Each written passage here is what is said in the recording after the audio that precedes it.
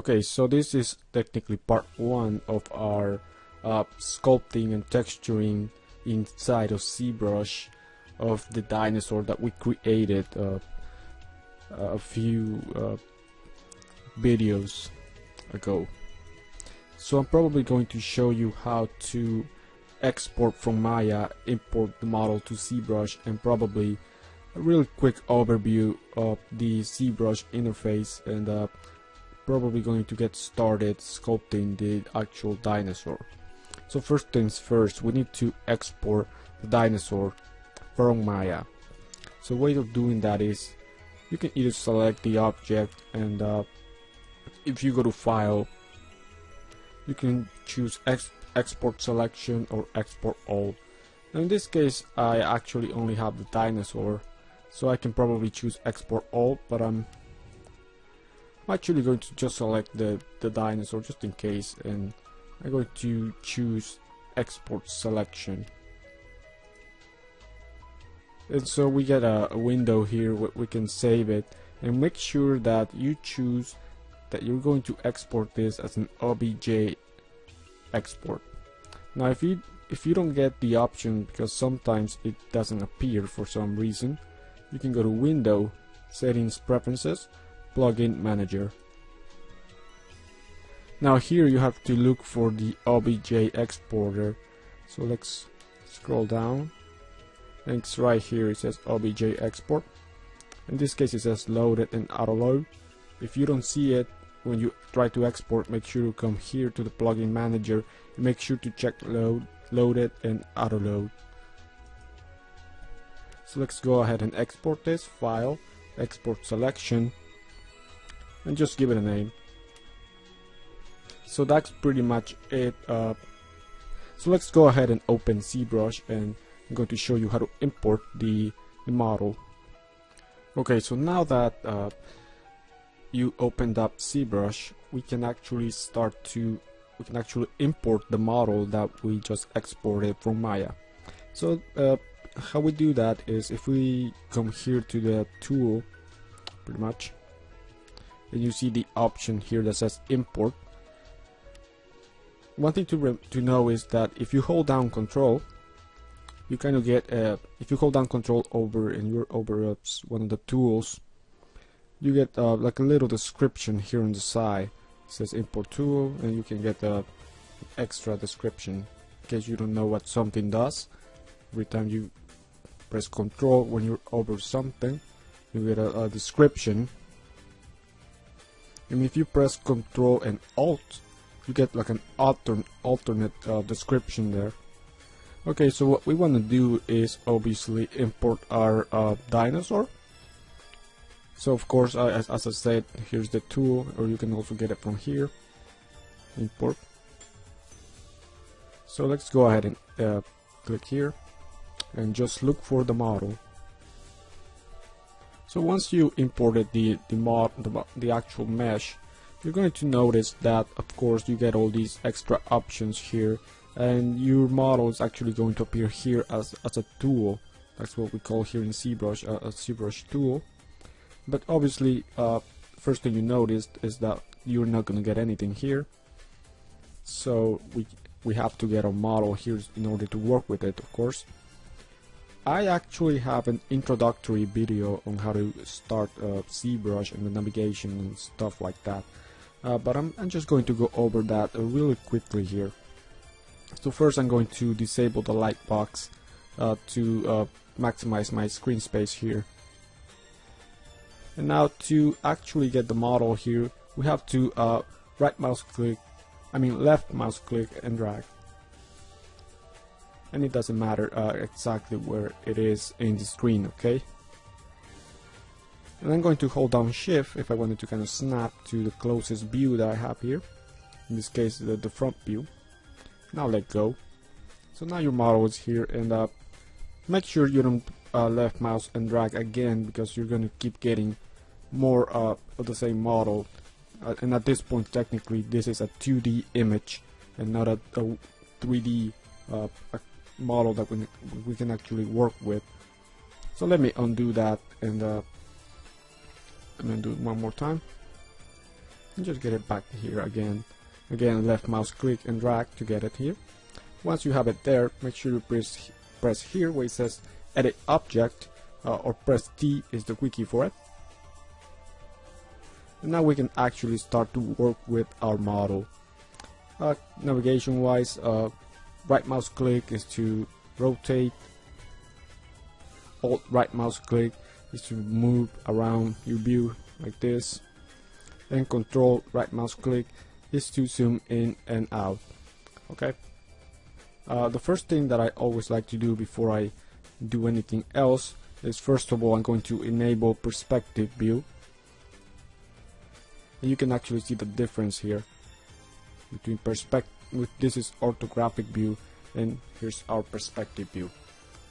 Another thing that I like to do is I like to work with the rotation based on the y-axis, because it feels more like Maya to me, rather than getting really weird angles when you have it set to X, Y, and Z. Okay. So now that we can actually start working with it, there's also other few things that I like to do before I go ahead and get started. First thing that I like to do is get everything into what is called a poly group. So if you scroll down here, you can see the option here that says poly group. You just click once on it to get the drop down. So we have different options here, and of course, as I said before, you can hold down control and you can see what all these do. Now in this case, what I'm going to actually do is I'm probably going to set it to auto groups, or maybe even with UV. Let me choose here. So if we do auto groups, probably going to get about 4 different groups. So there are clicked auto groups, and you probably noticed that actually nothing that seems to have happened. But if we actually enable our wireframe here, it's under the rotate here.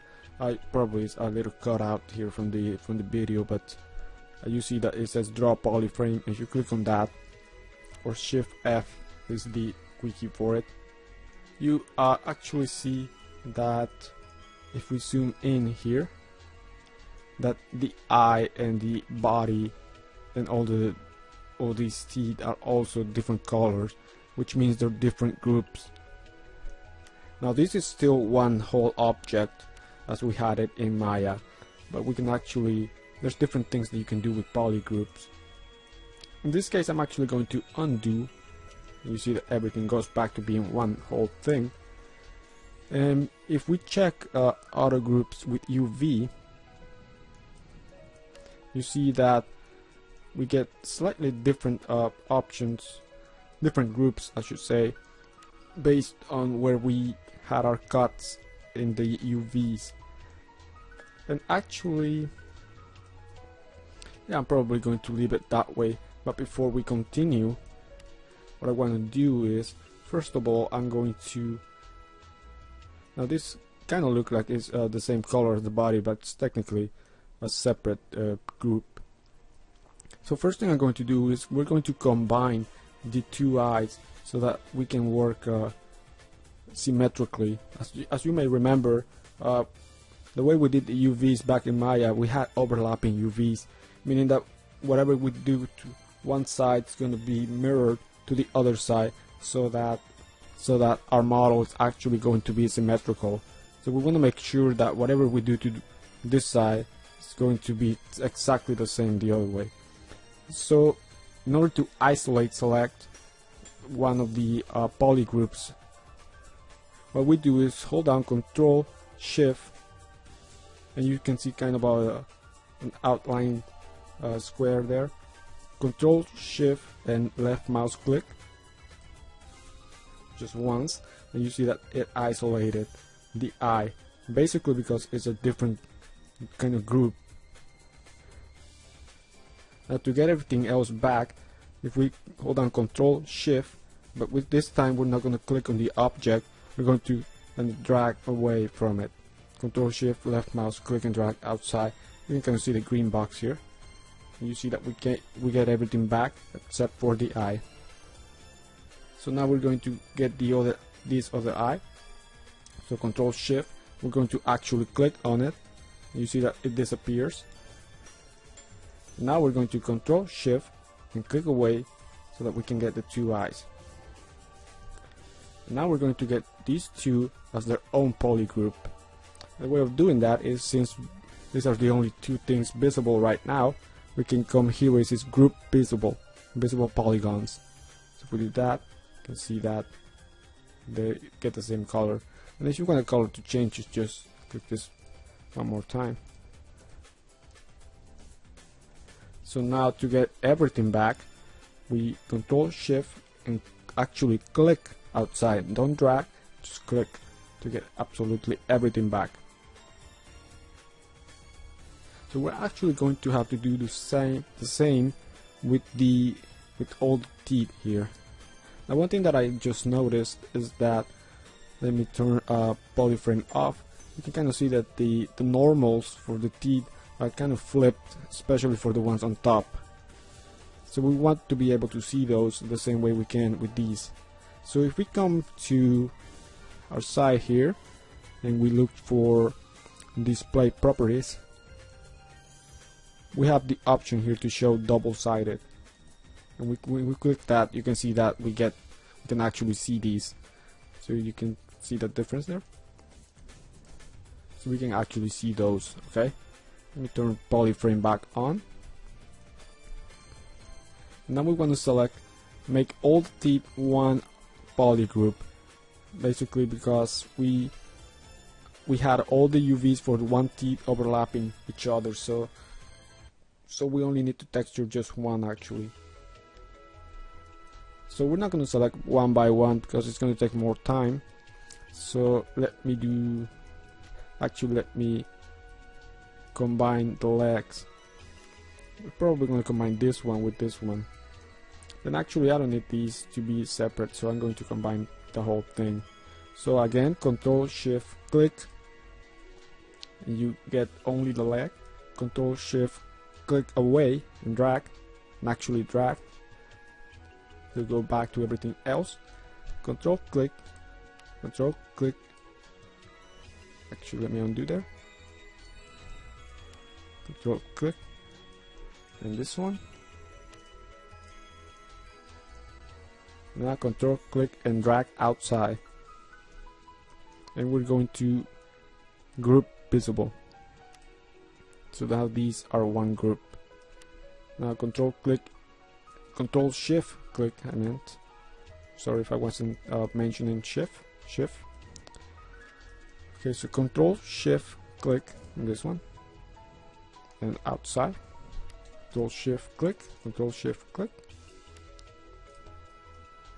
Okay. Oops. Now Control Shift and drag outside, so we can get these. And group, and we can group these their own group. Now Control Shift and click. I know it might be a little confusing at first, but you can get the hang of it.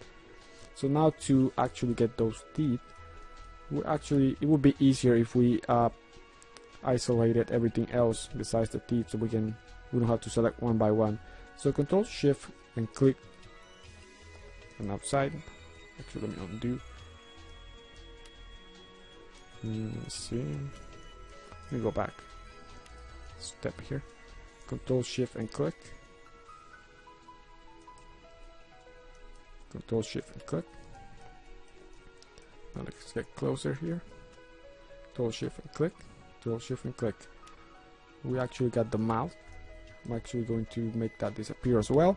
So Control Shift and click. And now we only have these visible to us. So now we go to group those visible polygons, and there you go. So now Control Shift click outside to get everything back. In this case it didn't, so let's do it again. Control Shift click, we get everything back.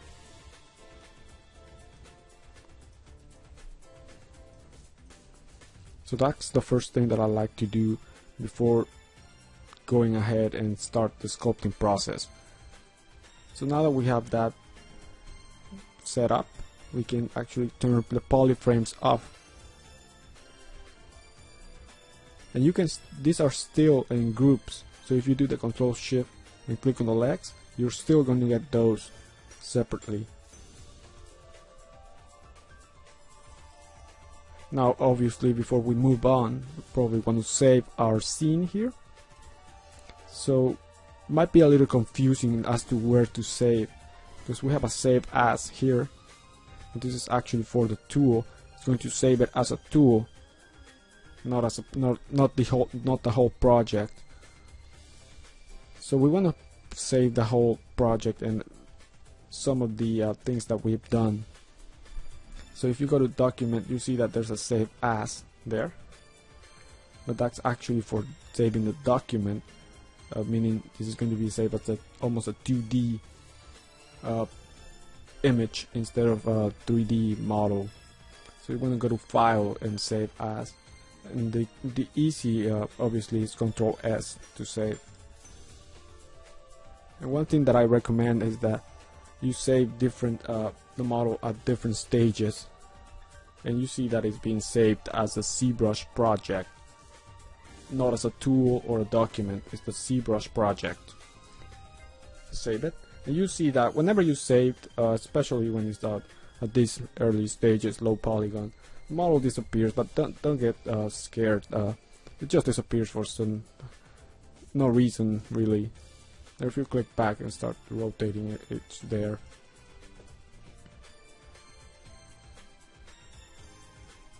Okay, so at this point we probably are, can say, ready to subdivide the model. So right now we can see that we have 13,000 polygons right now. That's the density of the model. And of course, to actually do detail and sculpt and everything, we need to have the model higher density than this. So in order to do that, we have an option here that's geometry. You click that. Another thing I forgot to mention is that you have the sub tools here. Basically the sub tool is the dinosaur, the actual model. You can actually make a duplicate of that if you wanted to. Let's say probably if you wanted to have different stages, perhaps you could do that. Actually, let me just do that just for the fun of it. Let's duplicate. We see that we have two now. We only want to be working with one, so we're going to be working with this one.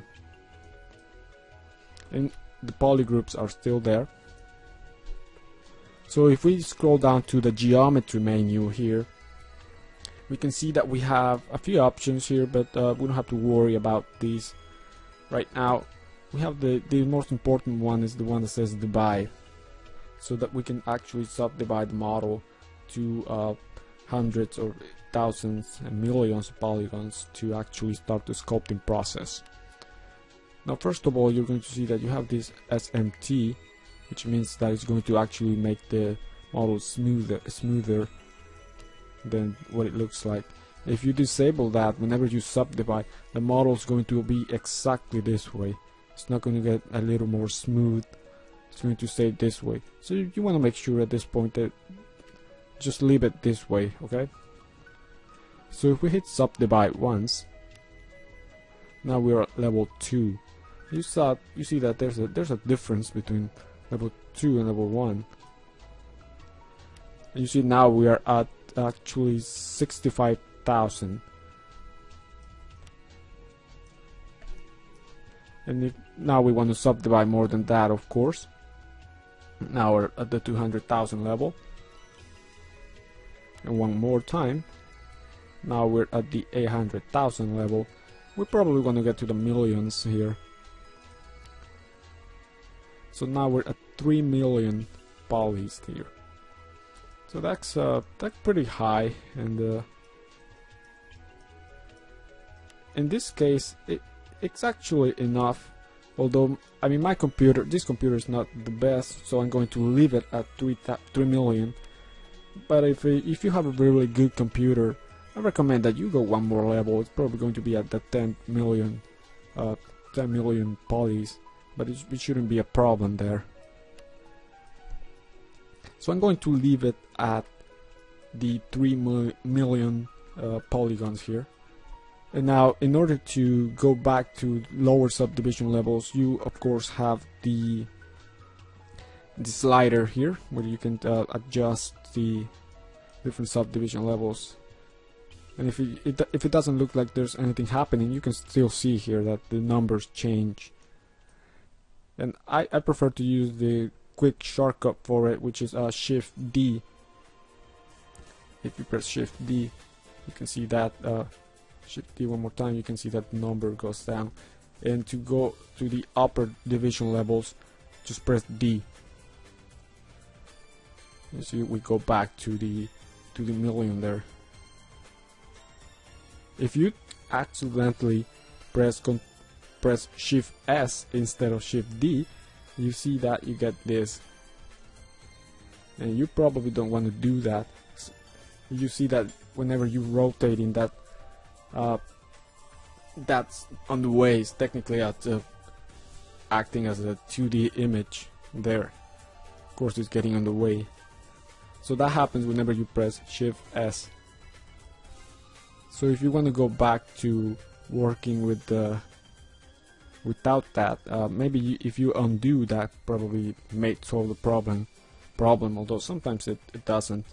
So I'm going to do it this way. If you go to Document and you press New Document, and if you want to save changes, I'm actually going to say no. We get a new document here, but you may notice that the model is gone. But at this point, you notice that draw is enabled right now, and our dinosaur is still here as a tool. So if we, as we did in the beginning, we can left mouse click and drag and get the dinosaur there. Make sure to click Edit, and now here's the dinosaur is back, and our poly groups are still there, so that shouldn't be a problem. So that's the way to kind of troubleshoot whenever you accidentally hit Shift S perhaps, and you get that double, that extra 2D image of the model. Now, another thing that you might want to do is increase your number of undos that you can do within Zbrush. You can do that if you go to Preferences. If you go here where it says Memory, and you have different undos here. It's normally set to 4, but I find that that's a little too low, so I set these two to like 12 or 13, maybe 14. And by the way, every time you open Zbrush, these are all going to be back to the 4. So you might want to come back here and adjust those things. And while we're here in the preferences, you can, if you're using a tablet, you can change some of the settings here. Although I find that using the default settings works fairly decent. Okay. So pretty much, I think we covered. I've covered everything that I preparatory things before we get into the sculpting process here. So at this point, we're probably going to start sculpting in the next video and show you the different brushes that you can use to sculpt, as well as alphas. And we're actually going to start the sculpting process in the next video. So at this point, I probably want to show you how to actually start to sculpt, the sculpting process, and how to use the brushes available within Zbrush. Now, the first stage that I like to go into is using the move tool. Although I'm probably going to just show you how to use the standard brush first of all, which is normally the default. When you open up Zbrush, you see that here's the standard brush is the one selected. If you click here, If you click once, you see that you have more than one brush. Of course, you get all these options, and there's even more within the light box. So let me show you just the standard brush, which is a now in order to use it, first of all, this has to be enabled in order to do sculpting, which is called a C add, and this is the intensity right now, which is at 25. So if we left mouse click and drag, you see that we're sculpting here. Now in order to do the opposite, you can click here where it says C sub, and you get the exact opposite of pulling out the shape. I'm going to undo. There's quick shortcuts for doing this instead of coming up here to the tool. Number one, and let me just say that the brush size is right here. You can adjust the size of the brush according to your liking. Although the quickie for making the brush size smaller is the bracket keys, just like you would in Photoshop. You can use the bracket keys to increase the size, and you can see it's increasing by 10 by 10. But there's an even easier way. If you right mouse click once, you get this menu here, and there's a few things that you can do here. You can adjust the size of the brush. You can also adjust the intensity within this menu, and you can even change it from C add to C sub, and you even get all these other ones, and even polyframes here. I'm going to go back to polyframe, and even changing the colors, but we're not getting into that right now. So right now we're into sculpting. So as I said, left mouse click is to pull out. If you hold down Alt and left mouse click, you get the other way. You get things the other way around. So left mouse click, Alt, left mouse click. Now say we do something like this, and now if we wanted to smooth something here, if you hold down Shift, and you see that it changes from red to blue, that means you're going to Shift, and then it actually says here smooth. It says the smooth brush, so you can kind of smooth things out. And if you're a lower subdivision level, the better the smooth tool smooths things out.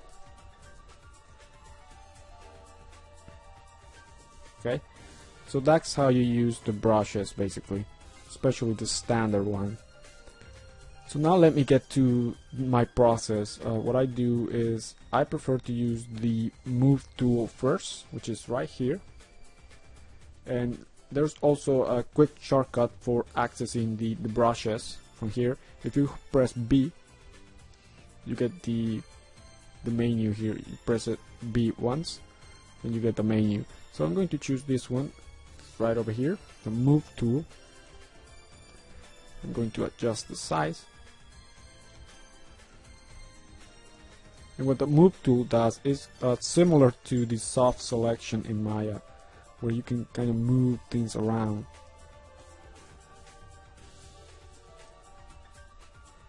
So at this point it's probably really helpful if you look at the reference images that we used for the modeling process. Now this can be handy, of course, even more importantly for the sculpting process. So the first thing that I prefer to do is start to move things around. Not sculpting yet, but somewhat just moving things and getting those to a way that I like how things look. So I'm just using the move tool right now.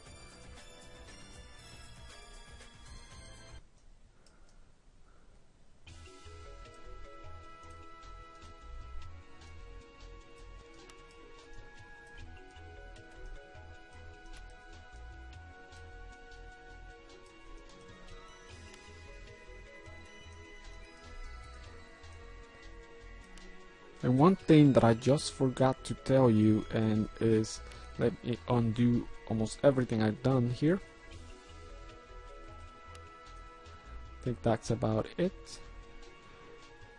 One thing that we need to remember is that we UV unwrap this to be symmetrical, so we obviously, whatever we do to one side, we want everything to happen to the other side.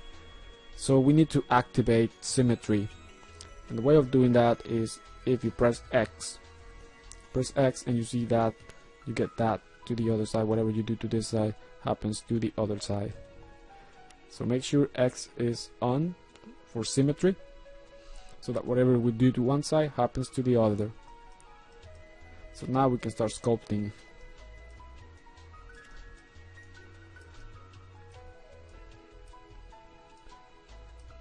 So first thing I like to do is just to move things around. Not doing much sculpting yet, just moving a few things. Kind of get the overall shape.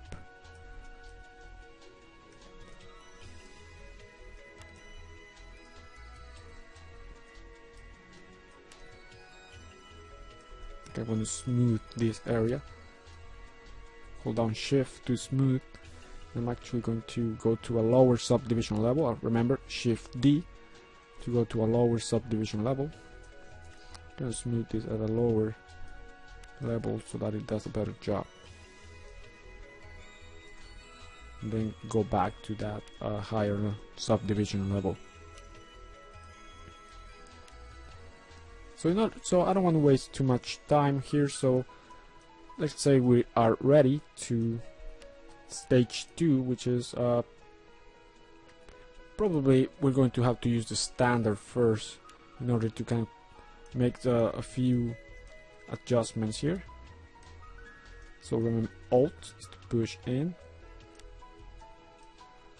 and if you find that it's too strong, of course you can get the intensity lower. I prefer to work in 9 or 10, kind of build up from there.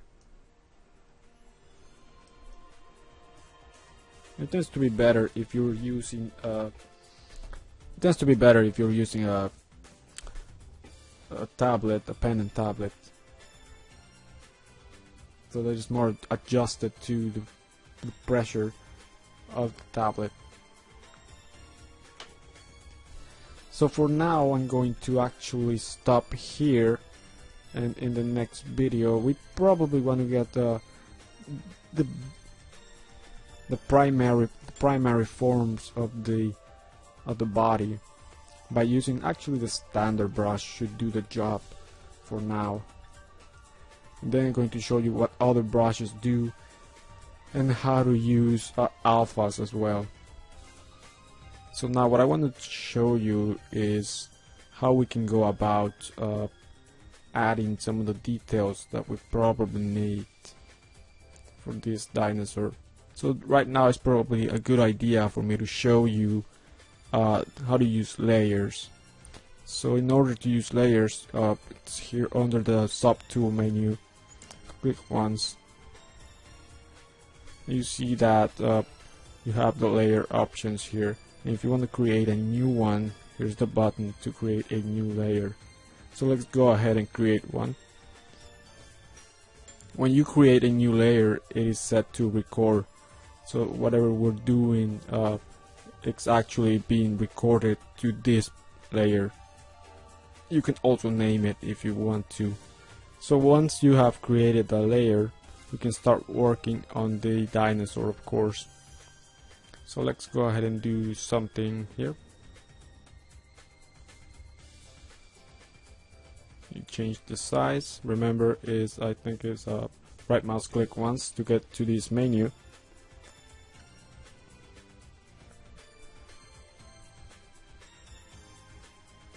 And right now the intensity is a little too high.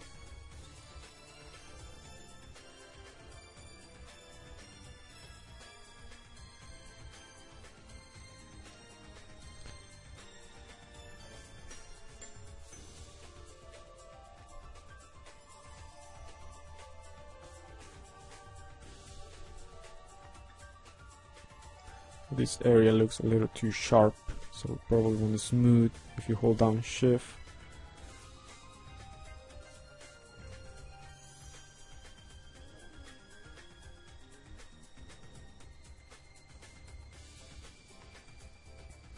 So let's say we start sculpting something, say in the eye area, and we use the move tool perhaps. Again, press B to get to this menu here, and we choose the move tool. So say we're doing something here and kind of start messing around, but as you can see, we're kind of messing around with the eyeball there. You probably don't want to actually affect the eyeball. That I don't think that would be a good idea. Let me undo. So this is when the polygroups that we created are going to be really helpful, because now I can introduce you to masking. So if we control shift and click on the eyeball here to isolate it, now we don't want to mess with the eyeballs right now, because we're not going to be doing any sculpting with it. So we want to mask the eyeball.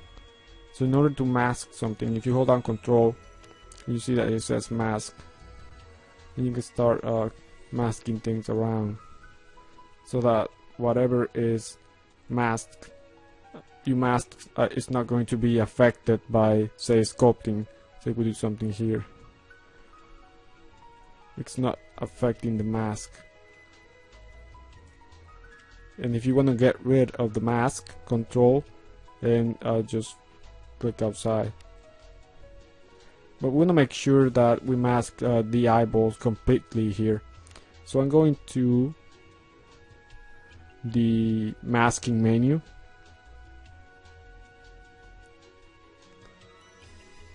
and here you can choose mask all. It's going to mask the whole eyeballs. So now let's get it to everything back. Control Shift click. And now you see that the eyeballs have been masked, so that if we start moving things, it's not going to, that area is not going to be affected at all. We probably want to do kind of the same with the teeth here. So Control Shift and click on it. We can come here where it says mask all. Now let's get everything back.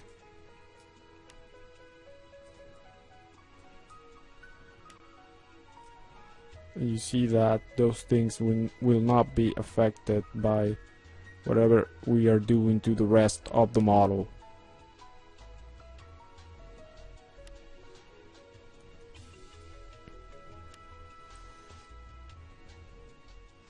That's how masking can be really helpful. And as I said, if you say you masked something here, and let's actually use the standard brush, change the size, and if you started doing something, say outside it, you see that the masked area is not going to be affected by your sculpting here.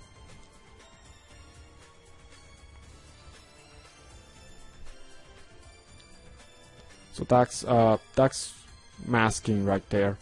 So now I want to show you how to use alphas. Now alphas are used to, they can be used for easily creating detail. You can say that's the easy way to go about it, maybe the cheap way, if you will. So in order to access alphas, you have the alpha here. Click once and you see many alphas here within Zbrush that you can use for detail. Say we can use this one.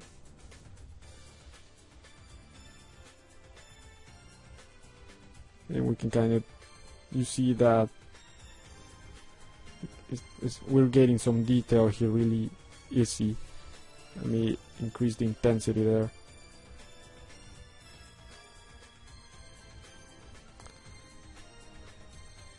Maybe to get some texture there for the skin maybe.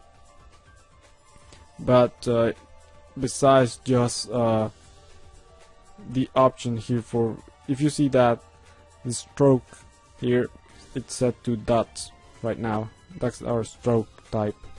But if we click on it, we have other options as well. So let me go through these. So we have the drag rectangle. Let's click on that one, and we have our alpha enabled right now.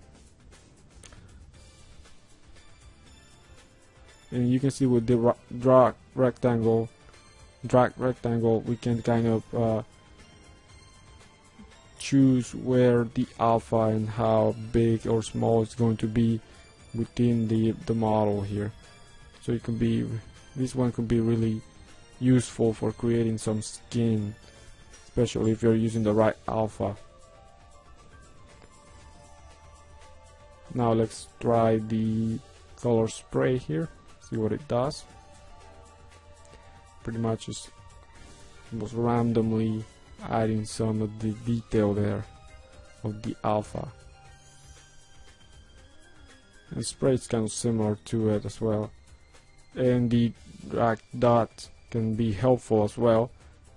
What you do is you can kind of place the alpha wherever you want it to be. So that's alphas can be really useful for creating detail really quickly.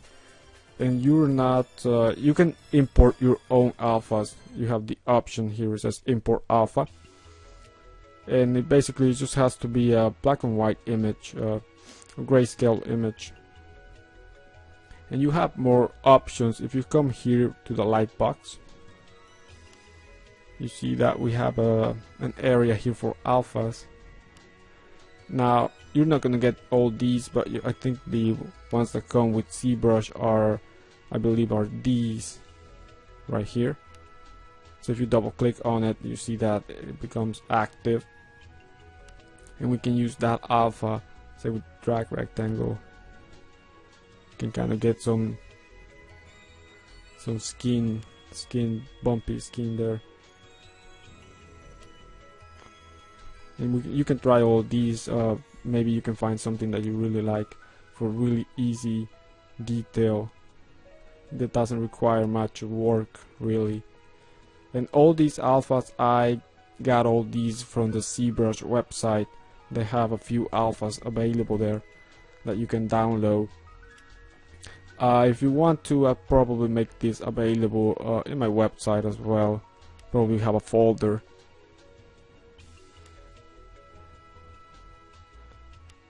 So you can download all these, get these alphas for really easy. You can use them for really easy detail. Now the only problem when using alphas is that sometimes it can be somewhat easy for someone to tell that you used an alpha, because maybe they've used it before, or they kind of recognize it from the Zbrush website or so. So it can be somewhat easy sometimes to recognize that you used a particular alpha.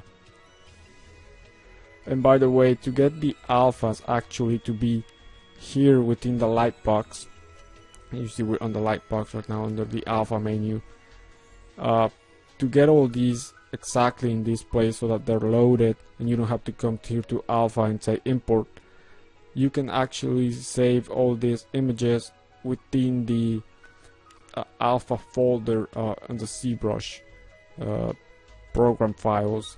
Let me show you. So if you go here and look for the Pixologic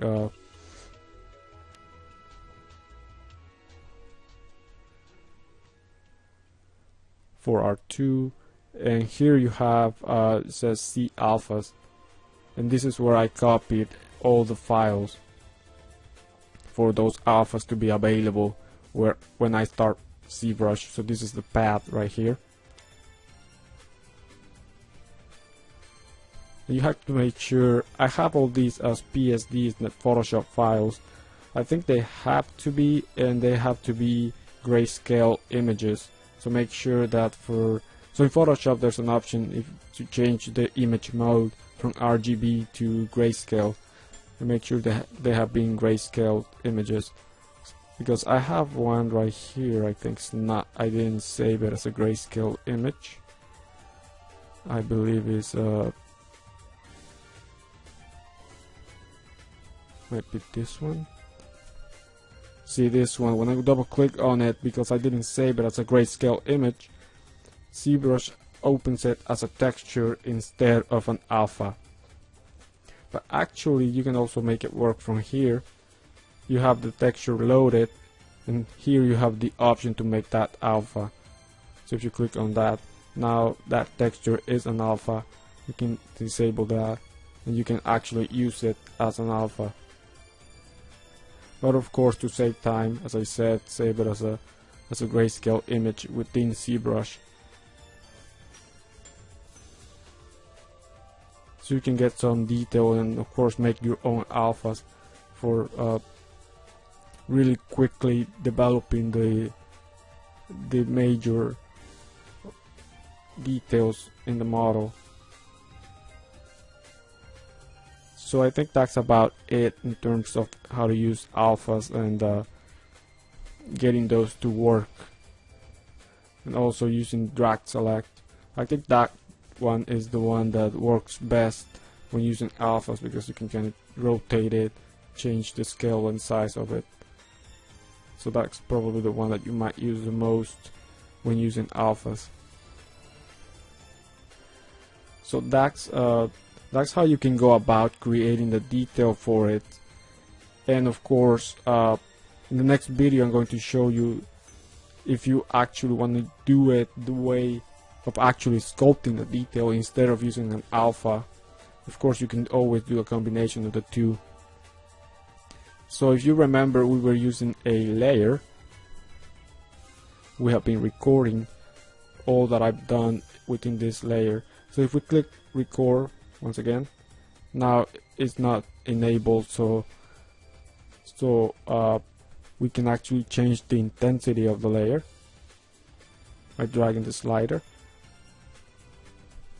You see that kind of changes the intensity of it, the transparency I suppose it is. And we can also disable it so that we don't see that at all. So that's how layers can be really useful. One thing that I do recommend when using layers is save your scene really often in many different stages, because when you use layers, Zbrush tends to crash many occasions. So that's just in case you want to know that and you don't want that to happen. So I got that, and of course you can always delete that layer. X right here, you can delete it. Of course you can duplicate it and rename it and all those things as well. If you want to continue to work on this particular layer, you have to enable it, and to do that you have to click here to record one more time, and you see that it changes to recording, and now you can continue to work on that layer. For now I'm actually going to delete it, and also if you wanted it to, that layer to become part of the model, to be actually baked into the model, you can choose, I believe it's here, bake all layers. But that's usually something that you probably want to do at the end. You have to make sure that you're really happy with the results. So I'm going to delete it. So I was just using it to show you the alphas. So in the next video I'm going to show you how to actually start sculpting without using alphas and just using some of the brushes available in Zbrush. Okay, so now I'm going to show you how to go about it using the brushes instead of using alphas. So first thing I'm going to do, I'm going to be working on a layer just in case we mess anything up. So we created that, it's set to record. Okay, so now also I'm going to mask the eyes here, the eyeball. Go to masking, mask all, get everything back. Do the same with these, mask everything, get everything back. Okay, so first let's look at the pictures. probably going to be looking at mainly at this picture. And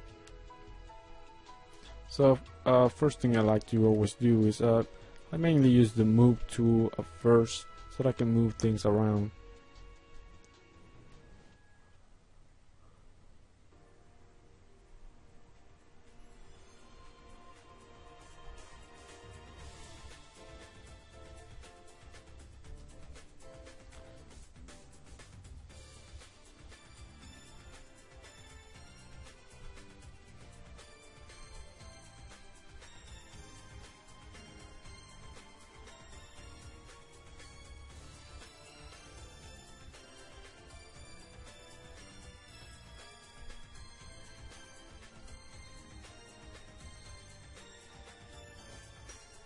So basically at this point it's going to be somewhat arbitrary, because it's going to be mainly on getting it to a place where you actually like how it's looking, rather than being an absolute way of doing it.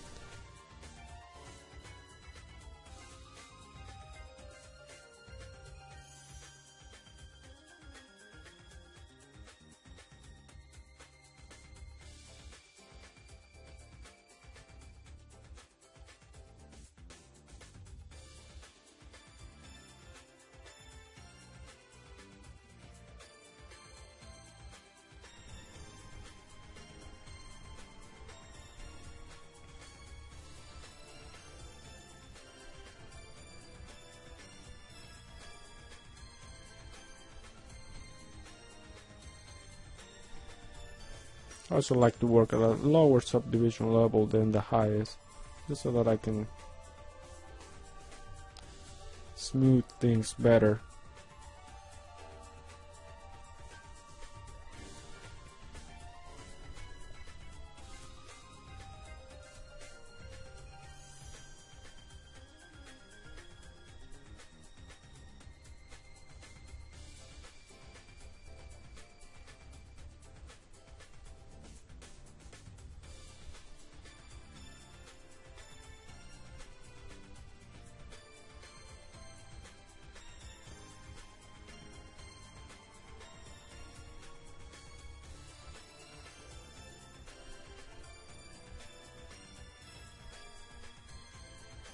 Of course, it doesn't have to be exactly like the picture. And remember, I'm using symmetry here, so whatever I do to one side happens to the other. Now to do that, press X.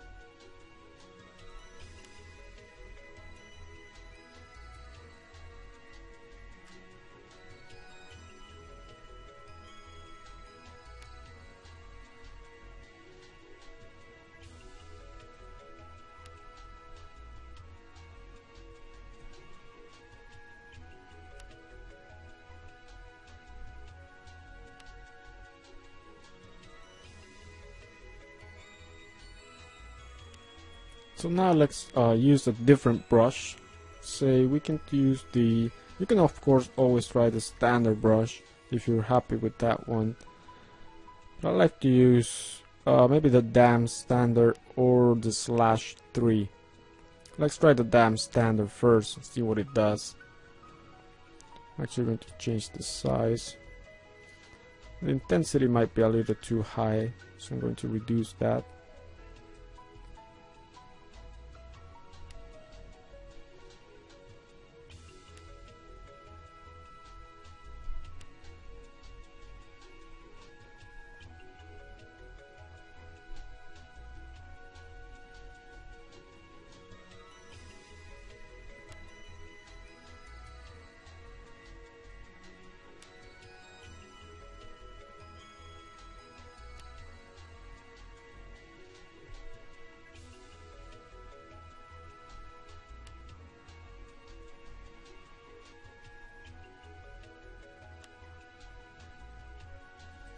Let's try the /3.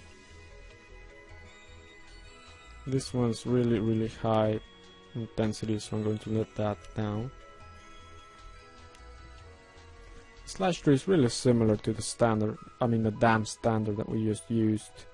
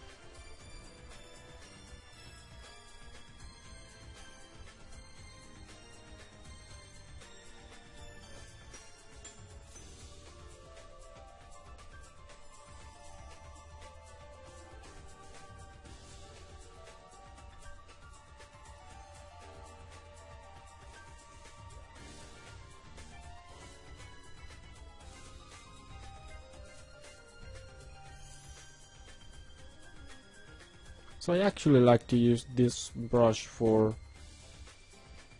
some of the detail instead of using alpha. So you can see we can go do things like this.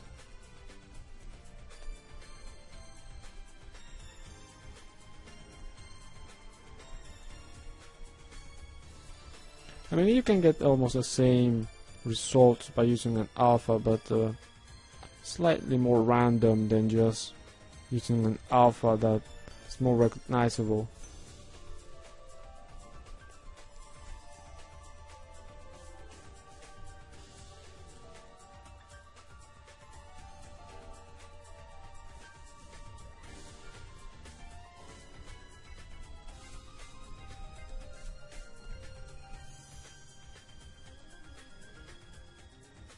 And you see that we get that skin.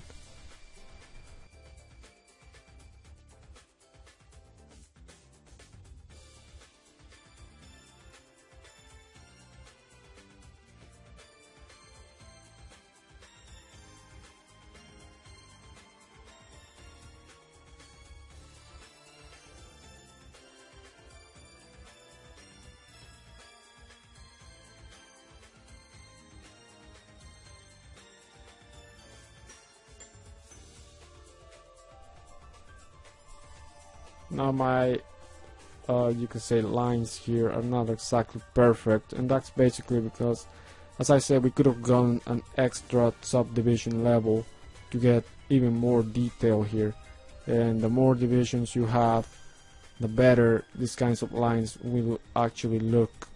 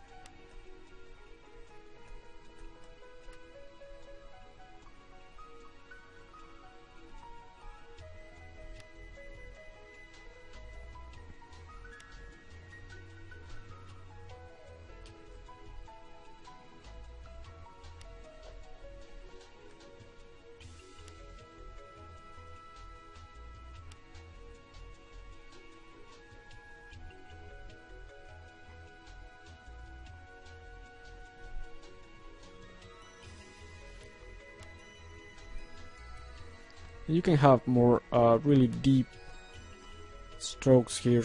If you remember, we're using a layer, and you can always adjust the opacity of that layer.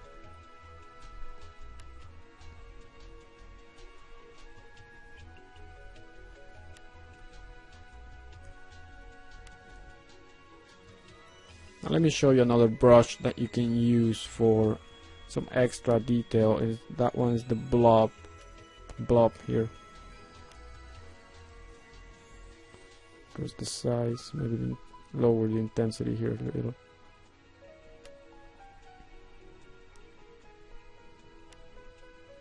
You can kind of see what it does. Maybe you can see it better here.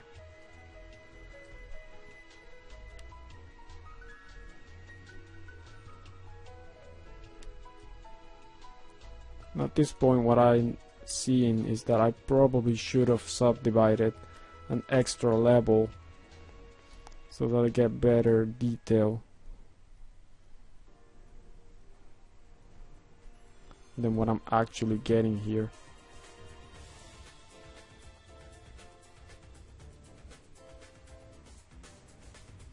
So let me just save it for now. I'm going to save a different version here.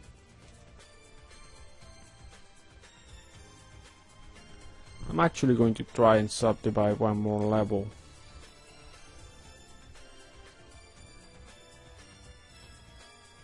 Actually, if you have a layer that's recording, you cannot subdivide one more level, so let me disable that.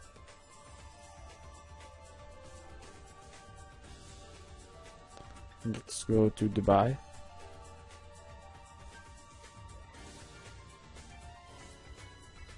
So now we're at 13 million instead of the 3 million that we were at before. So we should get more detail now. Sometimes the layers do not want to record for some reason, and that might be because I subdivided and I was working at a lower subdivision level before. So I'm just going to create a new one and work on that one.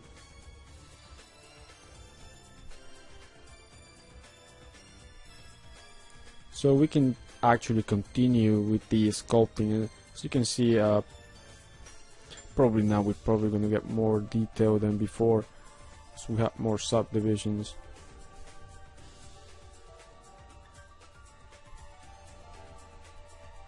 So we can use the blob brush there.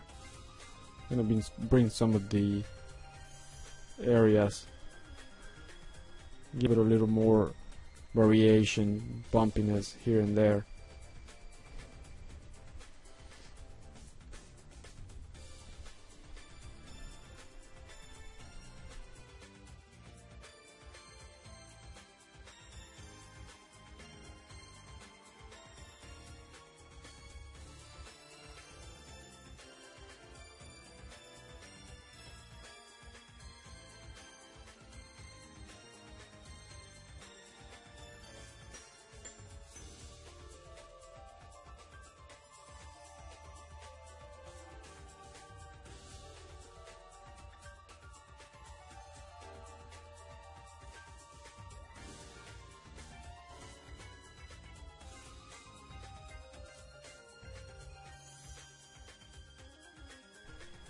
If we go back to that /3,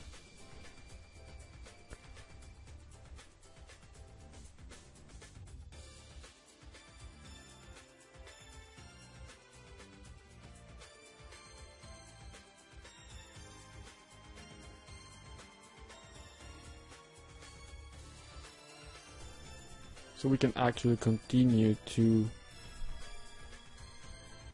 get that detail.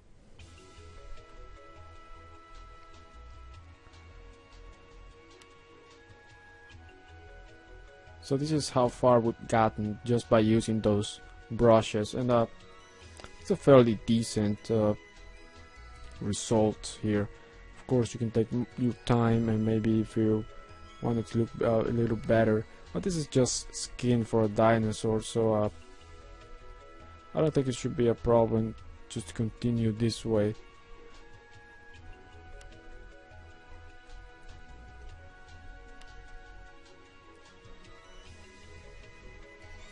So I'm going to stop here for now.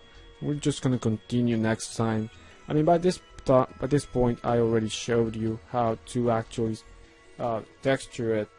This is basically what we're going to do for almost the whole body. And of course you can create slightly different strokes. You can simulate different skin patterns for the dinosaur.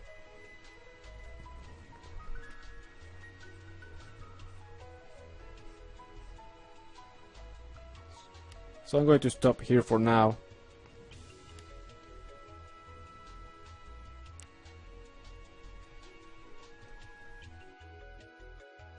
So we continue where we left off last time, where I showed you how to use some of the brushes within Zbrush that we could use to enhance our sculpting process.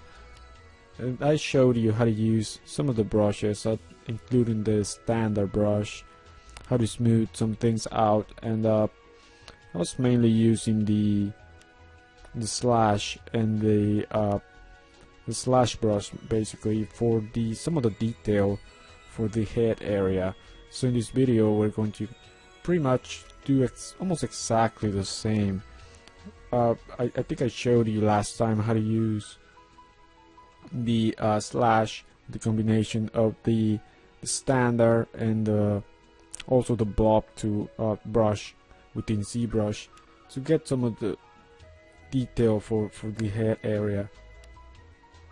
So what I'm doing right now is just continuing that part where we left off, just enhancing some of the area here right now using the standard brush.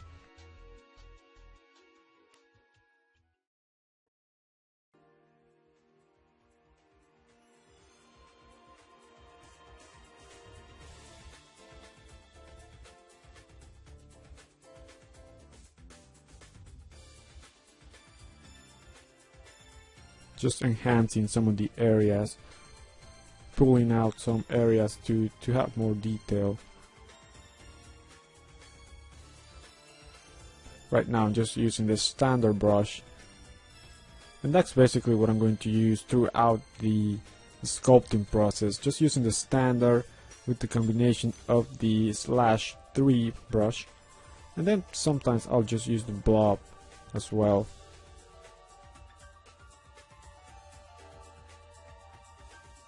So if we use the slash 3 and we change the intensity as well as the size,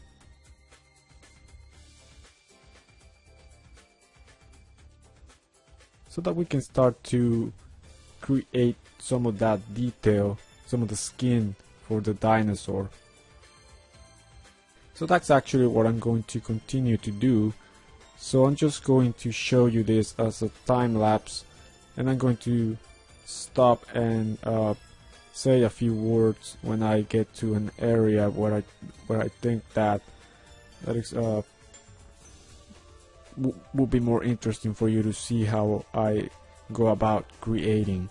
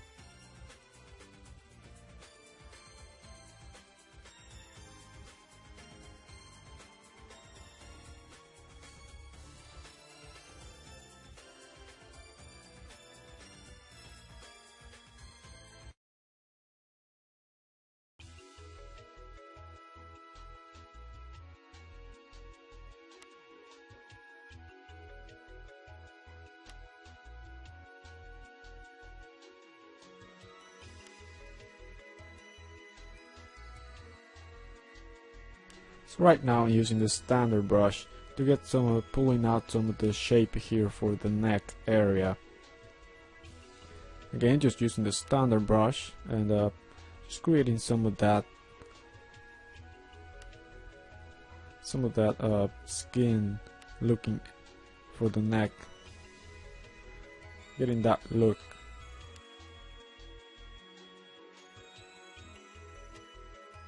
And I'll continue to do that for the rest of the neck here.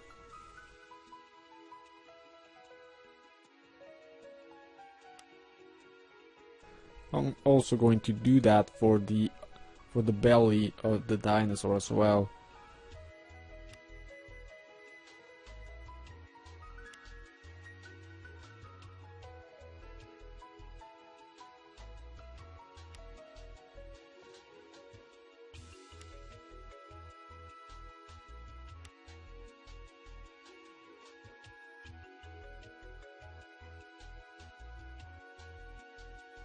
And then after that we use the /3 brush to enhance that area that we just created using the standard brush, so that we can create more of that skin look.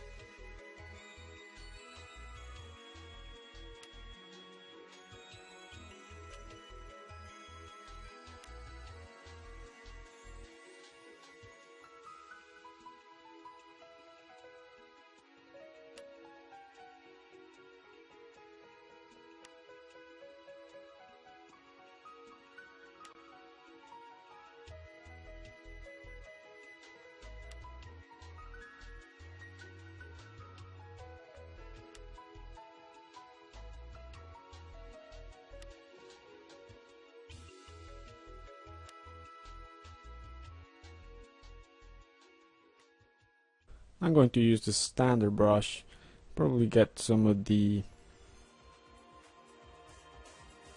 faults that you see, some folding area here for the skin. I'm going to use the standard brush to create more of the skin area here. And I'll keep looking at the pictures to make sure.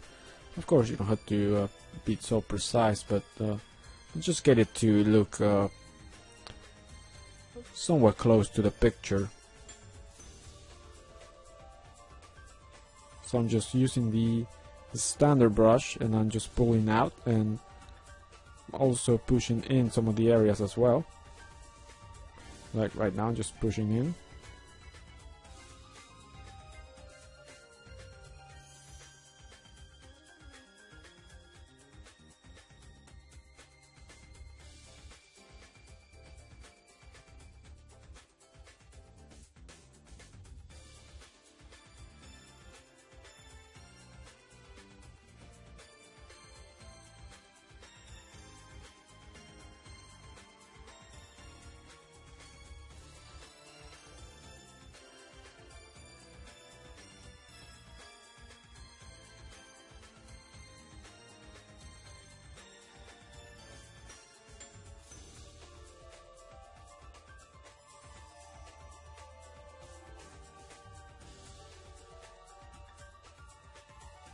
So now we go back to using the /3 for more of the skin wrinkles there for the dinosaur. Again, you can use the /3 brush, or there's also the dam standard that you can use to get pretty much almost the same effect. Or also, I mean, you could use alphas if you wanted to, as the same way we did in previous videos. But I just want to do it without much help of an alpha, pretty much doing the sculpting by hand rather than using an alpha.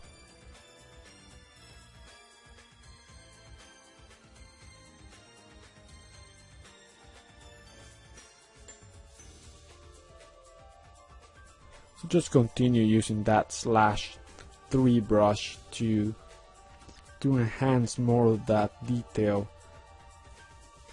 in different areas, different strokes going in different directions.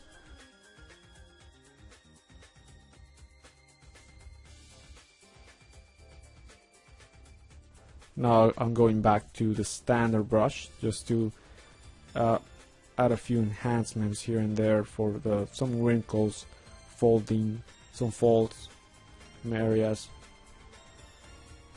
I'm looking at different reference pictures that I have. Again, those pictures are available in my website.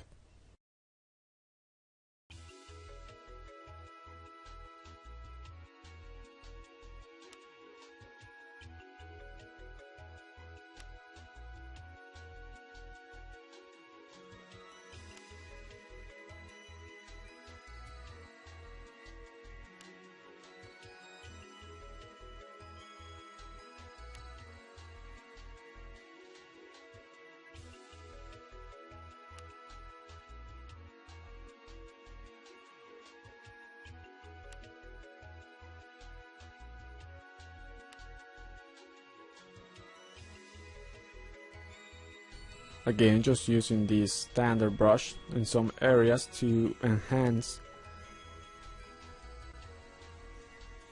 some of the details.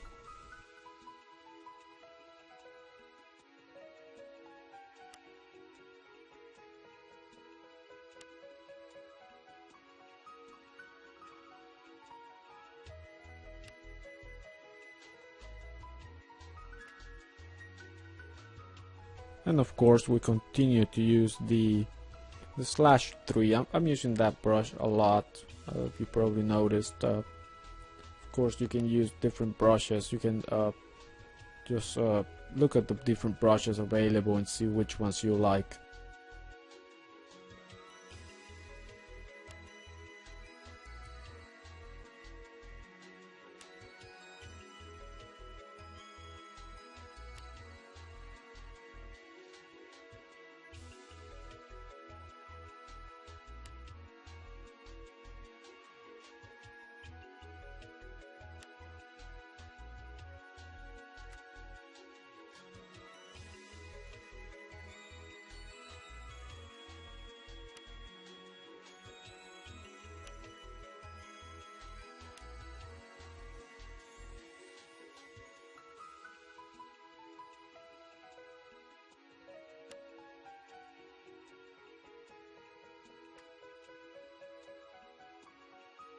So in the next video I'm probably going to show you how to actually start to color the dinosaur.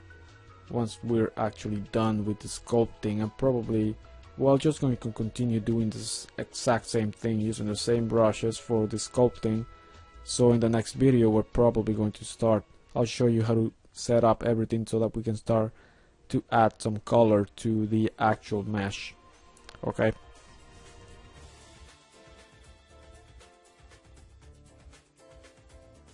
Okay, so now that we have completed the texturing and all the shaping process, we are pretty much ready to start to actually add color to the model. The first thing I want to tell you about is that I'm no longer working on layers. I baked all the layers that I was working with, mainly because I was happy with the results. I'm actually not even going to use a layer, but if you want to use a layer, of course you can do that. Before we start to color anything, we have to enable here what says RGB, the RGB channel. Obviously the RGB is for color, and because we're not going to be sculpting anything, we're actually going to disable this that says see add. So make sure you disable that. And just to let you know, to adjust the intensity of color, this is the slider for that. Or of course, if you hold down spacebar, you can get this little menu here, and here's the RGB intensity, which you can control from here as well. So before we do anything, we have to switch our material that we're using. So right now we're using what is called the red wax material, which is the one that it's a good material to work with when you're sculpting. Also, another good material when you're sculpting is the basic material. Lets you see some of the detail a little better than the red wax. So I sometimes like to use this one, especially when it comes to those little details. But when it comes to actually coloring this, we probably want to use something that's more neutral. Like we can use, I normally use the skin shaded, one of the skin shades here. It's actually somewhat neutral material. So I'm going to use the skin shaded 4. Right now it's all white. No, because white is our color right now that we're using. So say if I click here and I switch to something else. But right now it's not updating, but I'll show you how you can actually change that color. So this is your primary color that you're going to be using, and this is the subtractive color. So whenever you press Alt, you're going to get the color that you have for this one. Okay, so first let's look at the picture so that we can decide on the base color for the dinosaur. I kind of like this one. So now we can go ahead and choose a color, a base color for the whole object. So of course you can click here and just look for that color that you're looking for. And one thing that I want to cover today is how to actually use images if you want to.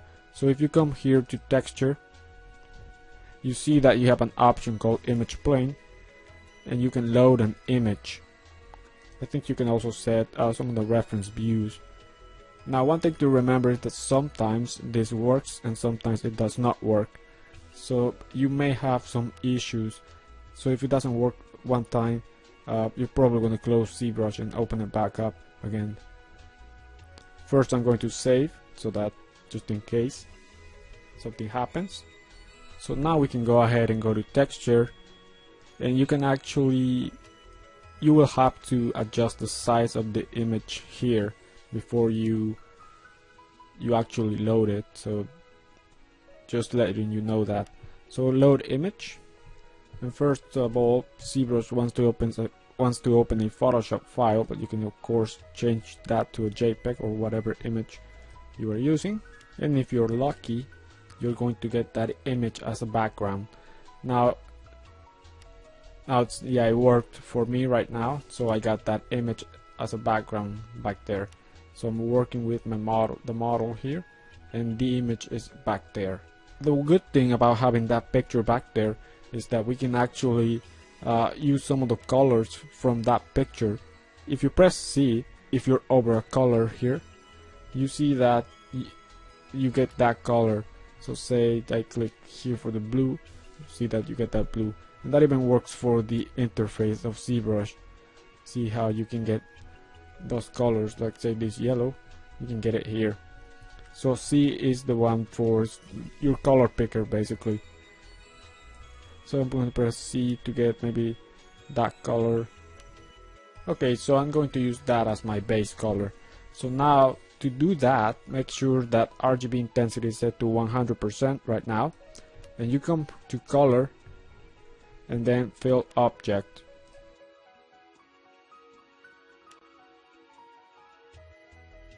Now what it did right now is the image was actually enabled here as a texture, so that's what it kind of did. So let's go and do that one more time and fill object, and now we have our base color for our dinosaur. So this is how you can get started and with the coloring process. Now one more thing I want to show you how to do, and just in case you don't know, is how to use the light box within Zbrush. And what that basically is using an image and using the actual image for your color process. So in order to do that, you go to texture, and since we already have that image of the dinosaur here, if you don't have that, you can always import the image. So what you're gonna do is click here where it says add to spotlight. Actually, you want to make sure that the image is actually loaded. Let's go ahead and do that. select the image first. Now go to texture, and you see the image is loaded. Make sure you add to spotlight. And now the image is right here on top. And there's a few things you can do with it. You can scale that.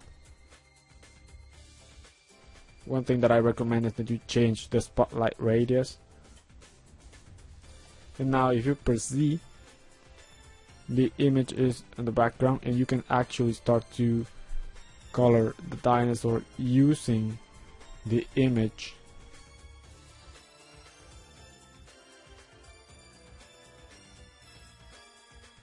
See that? We're actually using the image for the texture. And one thing to remember is that the quality of the image matters. So whatever, if your image is not very good quality, it's really pixelated, that's going to appear here as well. So you have to get a good quality image if you want this to work. So you see that the colors are right there on the model. So that's actually pretty, making things really easy for you.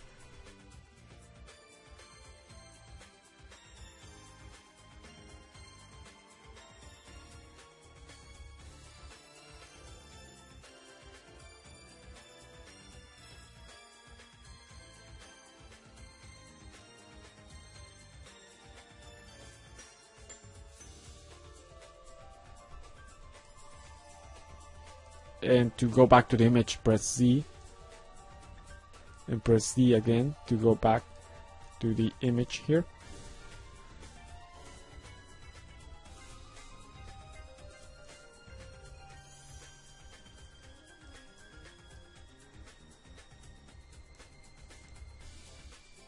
And now if you want to disable that, you have to press Shift C, and now that's no longer enable. So if you press C again, nothing's going to happen. So I can use those colors, and I can sample those colors and use them to continue.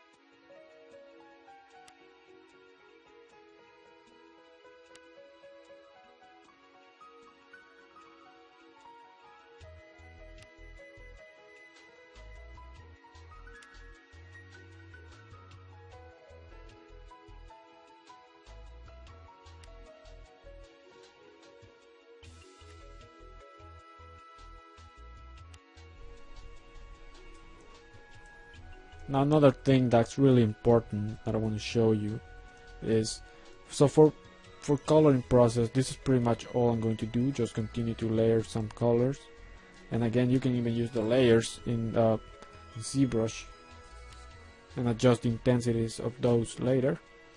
So one thing that you probably want to maybe know how to do is, what if I want to change the color for like these lines, that texture? And that's an easy way of doing that, and that is by masking. So if we go to our masking menu here, now we have a few options here. Of course you have to mask everything and inverse and all those things, but there's one really useful option, which is the mask by cavity. What that does, you press that,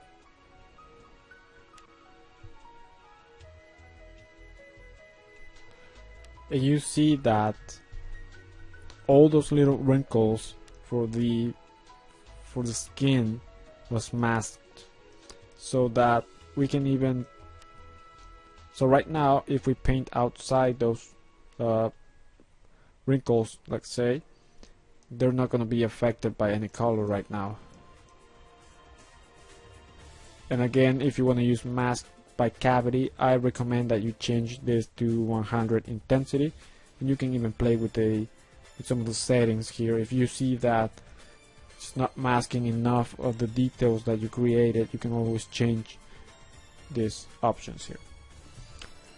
So you see that all the wrinkles were masked.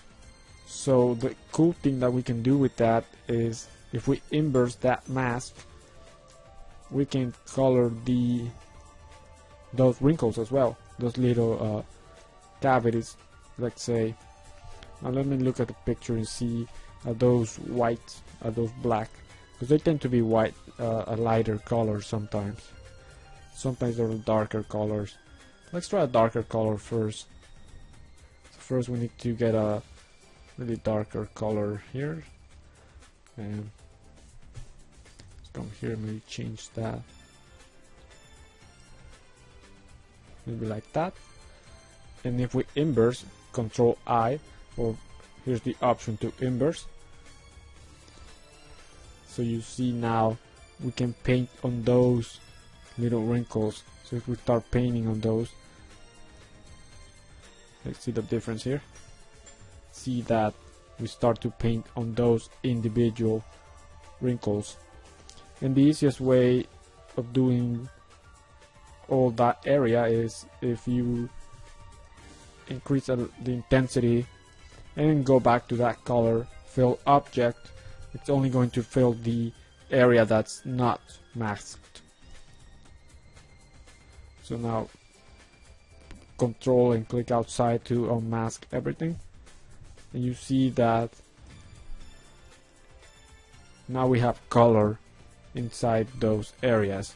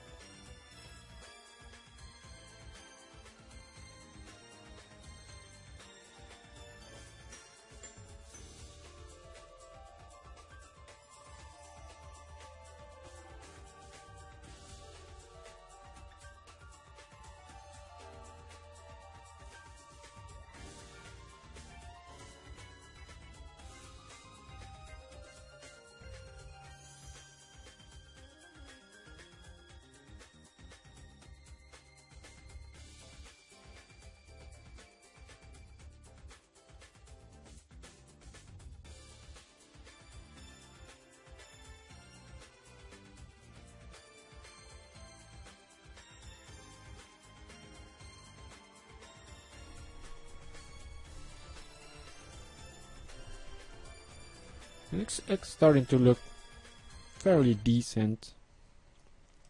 And of course, if you don't want the background image to be there, you can go to texture. I find that the easiest way is if you just click on any of these, it's actually going to be gone pretty much. And I think the image is still there, but we don't see it. I think technically we're working on a different plane here. So that's the easiest way if you don't want to see that image, if it bothers you to have the image in the background. So I'm going to stop here, and next time I'm going to probably show it really quickly, a time lapse of the maybe extra things that I could do to this. But it shouldn't be too much, it's pretty much getting to that stage.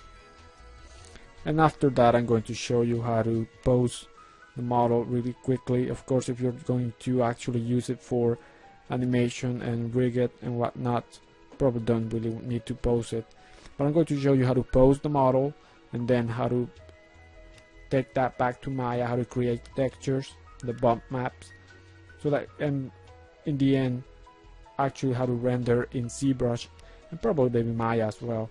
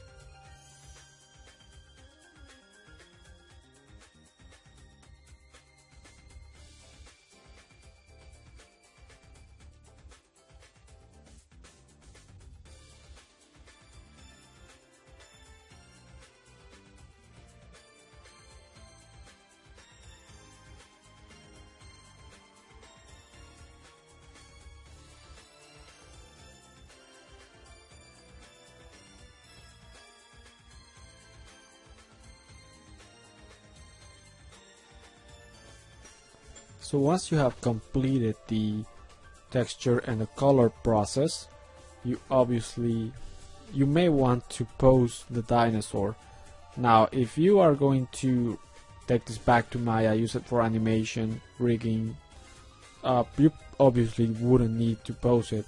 But if this is just if you want to pose it within Zbrush, if you find that it is easier to pose here, you can follow along. So I'm going to show you how to pose it, and in a few minutes how to render within Zbrush and how to take everything back to Maya. So the easiest way to pose something is, number one, you want to go to the lowest subdivision level. It doesn't have to be exactly the lowest, but a low subdivision level. And now, first you have to know what kind of pose you want to get. So let's kind of follow something along the lines of this one. So now if you come here where it says rotate, press on that. And now you're going to hold down Control and drag, say to half. Now you see that this area was masked. And if we rotate something, right now we're using symmetry, so you want to disable symmetry, just press X. Now first thing, if you notice, if we rotate, the eyes and the teeth stay behind, so you always want to make sure that those come along. So you can go back to draw and Control Alt outside to make sure that that area is not masked. So now we can go back to our rotate, and if you want to blur the mask, just press Control and click. Okay. So now let's go to this view here. And you can create these controls just by clicking. And now we select this one to kind of rotate around. I'm not liking this very much, so let's move this just really slightly. It's not a major change there.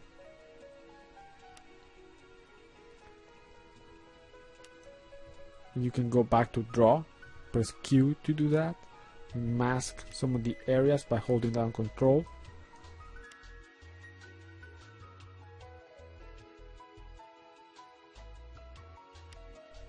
You can press Control and click to blur the mask. Press R to rotate one more time.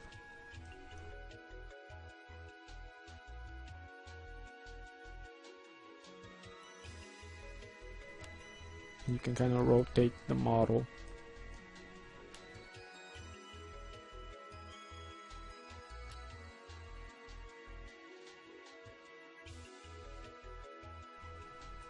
If you press in the middle, the one that's white, click on that to kind of rotate it this way as well.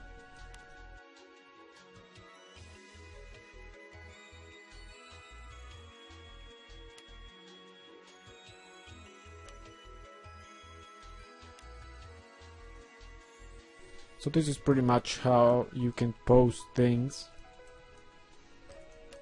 I'm gonna get to the legs in a minute here.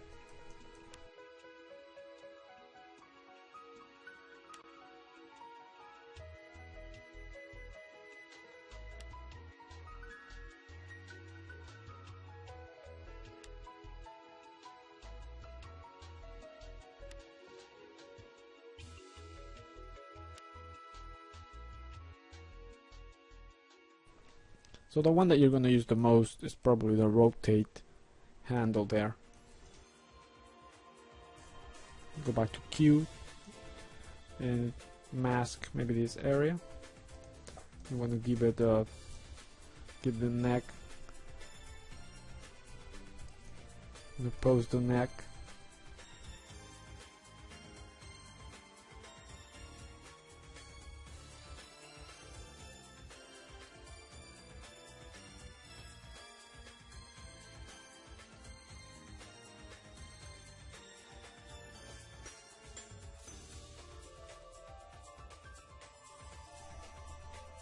Q, and we can continue to pose.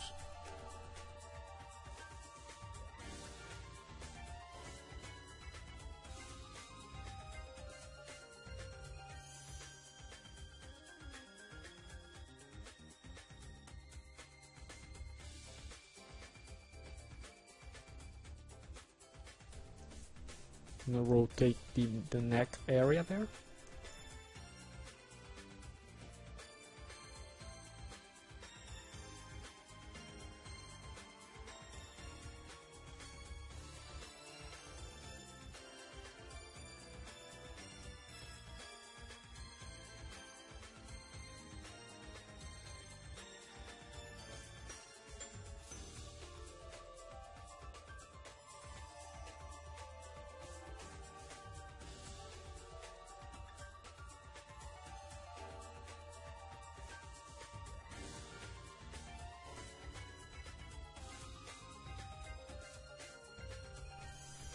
You can also use the move tool.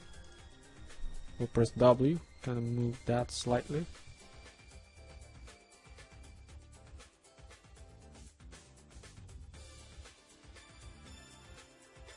So it's not too difficult to pose things within ZBrush.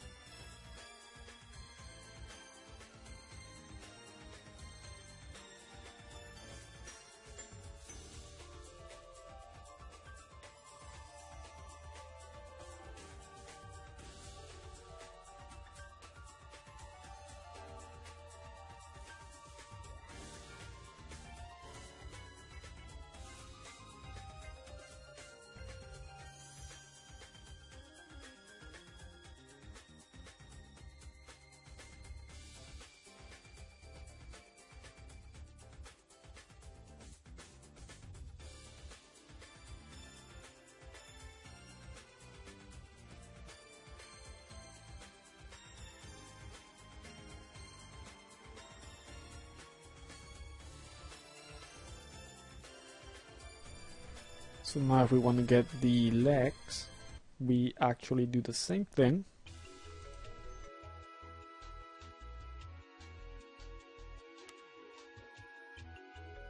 We can hold down Control and drag.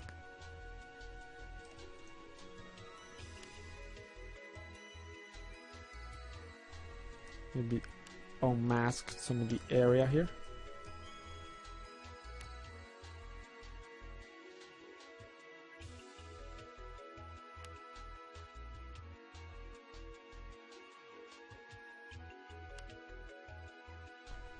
R to scale and create our control points here.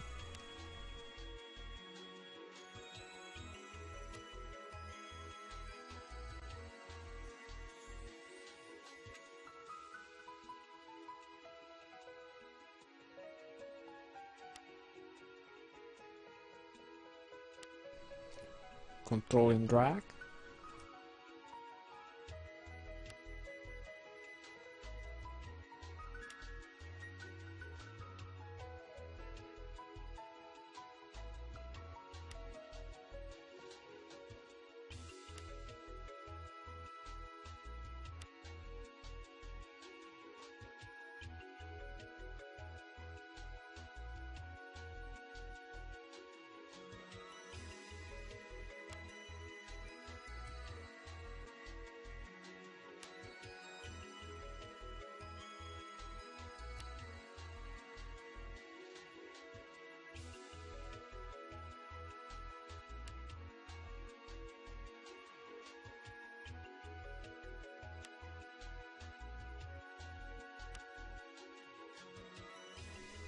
As you can see, it's not really too difficult to actually get a decent pose here.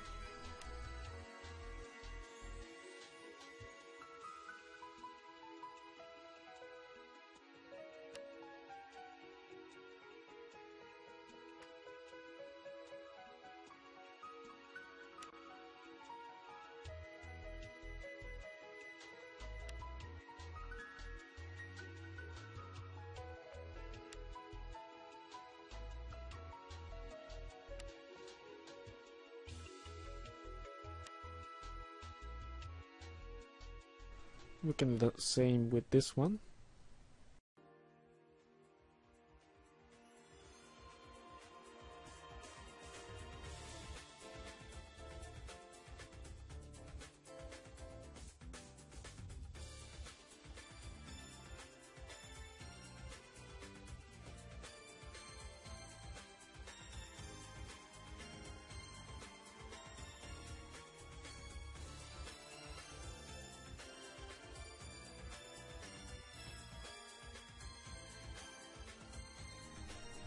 So it's not too difficult.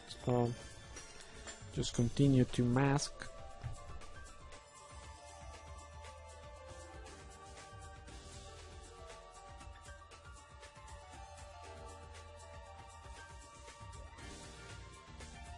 Pretty much using the rotate tool.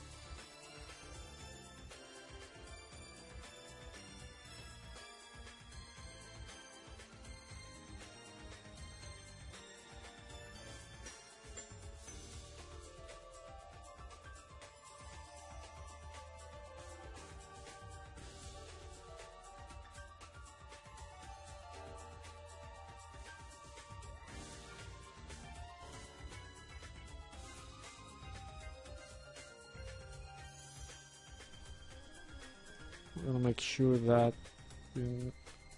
we're getting the area masked, the ones we want.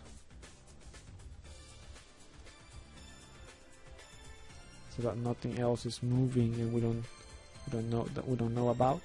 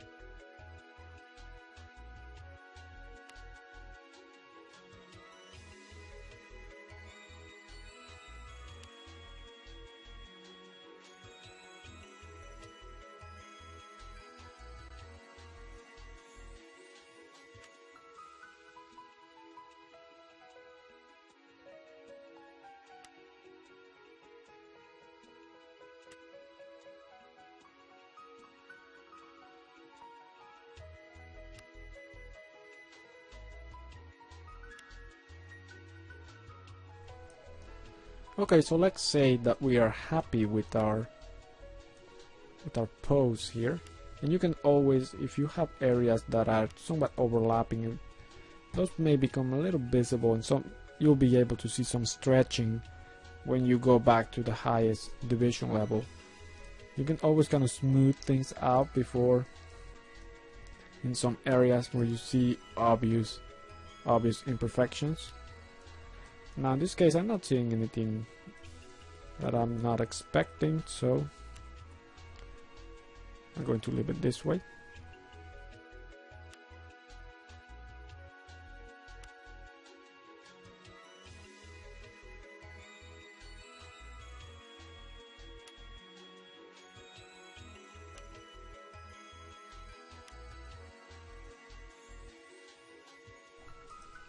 Okay, so now we can say that we're pretty much okay with the pose that we got here.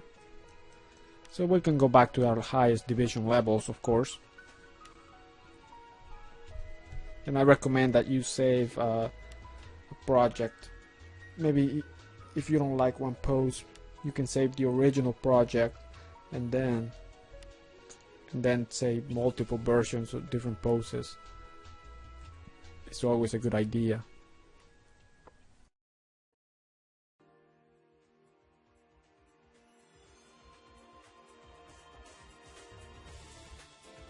So once you have posed the model, it's probably now a good time to show you how to render within Zbrush, just in case you want to know how to do that.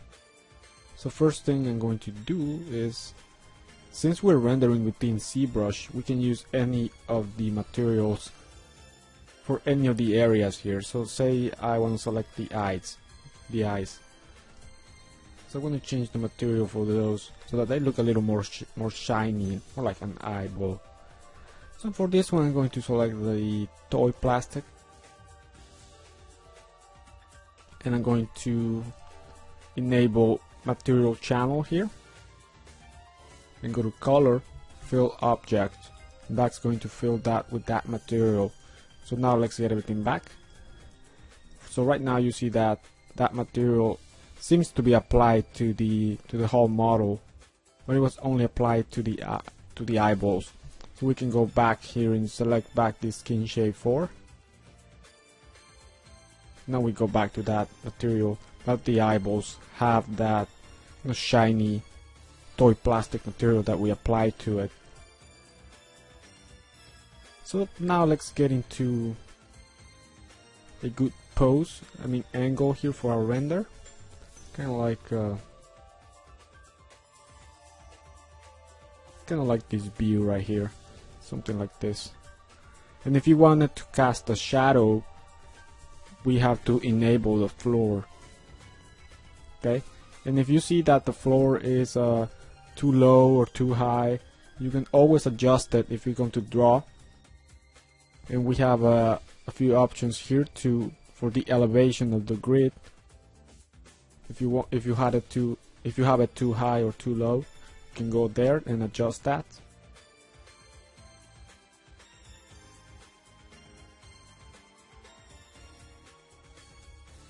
So let's get to an angle that you like for the render. And first I'm going to go to my highest division level, of course.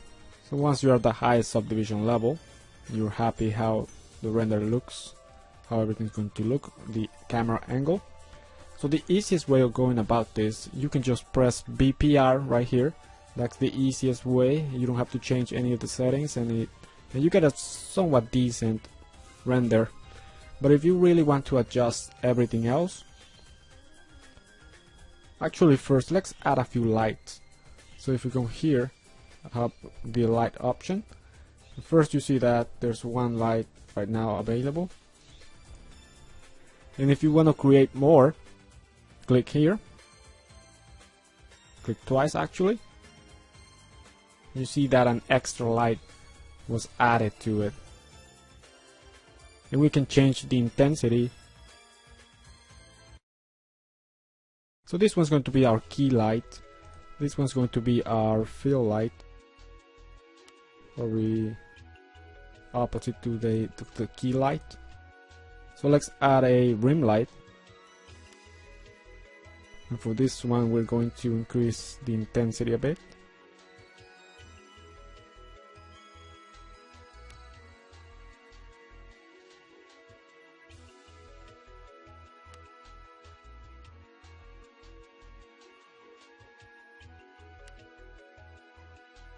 You have to play with it until you get the look that you're expecting.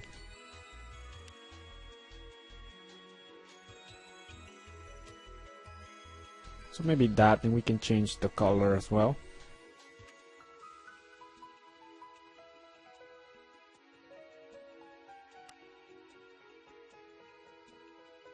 Maybe kind of a yellow color. And it can be any color that you like.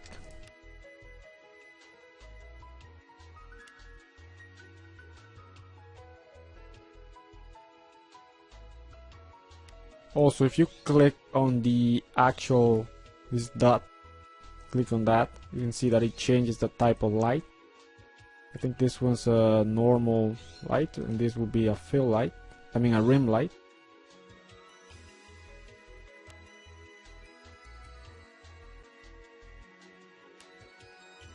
Let's say you're happy with the lighting.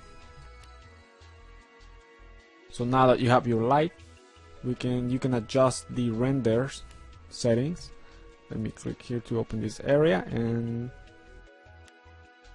click here and drag. Let me close this area here. So here in the render area, you see that first you have 4 options. So preview is what you're normally working on. There's a fast render, a best render, but these are not for really final results.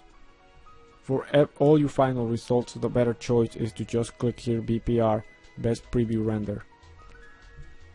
And if you want to change some of the properties, you can add ambient occlusion or subsurface scattering, which are the 2 that I normally enable. If you enable subsurface scattering, make sure that under the lights and go to light properties, make sure that that is enabled here as well. So let's actually go ahead and enable those ambient occlusion, subsurface scattering, and enable that here for this one. Let's do that for the rim light as well. So here you're going to have some render passes. You're going to get those once you render. So there's nothing there right now. So for the shadow, if you want to get a more softer shadow, you can adjust the angle here. I'm going to set it slightly higher. Adjust the rays as well. Resolution, change that as well. You can change the attributes for the ambient occlusion and the subsurface scatter as well. So pretty much the options that you have. You can also get a background here. So I say these are good options here for rendering. So now that we're ready, again, if you want to get a shadow, casted shadow on the floor, you have to enable that, or else you're not going to get that. Also, you can change the document size if you want to get a more higher resolution picture. So see that your default size is this one. You can always change that to whatever you want. Just make sure that you hit new document first and then change that and press new document, and then you're going to have to drag the model again, and you may lose the lighting when you do that, so you might want to do that first before you start lighting. So okay, now we're ready, and just hit BPR render and we should be getting a somewhat decent render. So now that you see, we get it's a fairly decent render. The shadow may be a little too hard, but again, you can change those settings under the shadow options. So now, what if you want to? So how do you save this image? So in order to save it, you go to Document and Export. It's normally going to save it as a PSD, I believe.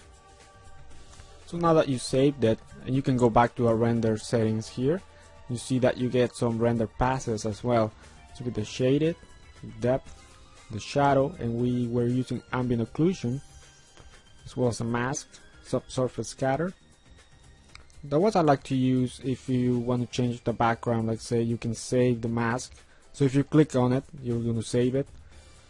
And I normally use the shadow as well, so I can get that shadow back if you wanted to I mean, you can use all these back in Photoshop or something to make adjustments to the final render. So this is pretty much how you render within Zbrush. Pretty easy, pretty straightforward. So now we are ready to take everything back to Maya. So first thing we need to do is create the color map. Let me disable the grid there. So to create the color map, first you want to be at the highest level. So let's go ahead and do that. So if we go to our texture map, we have the option new from polypaint.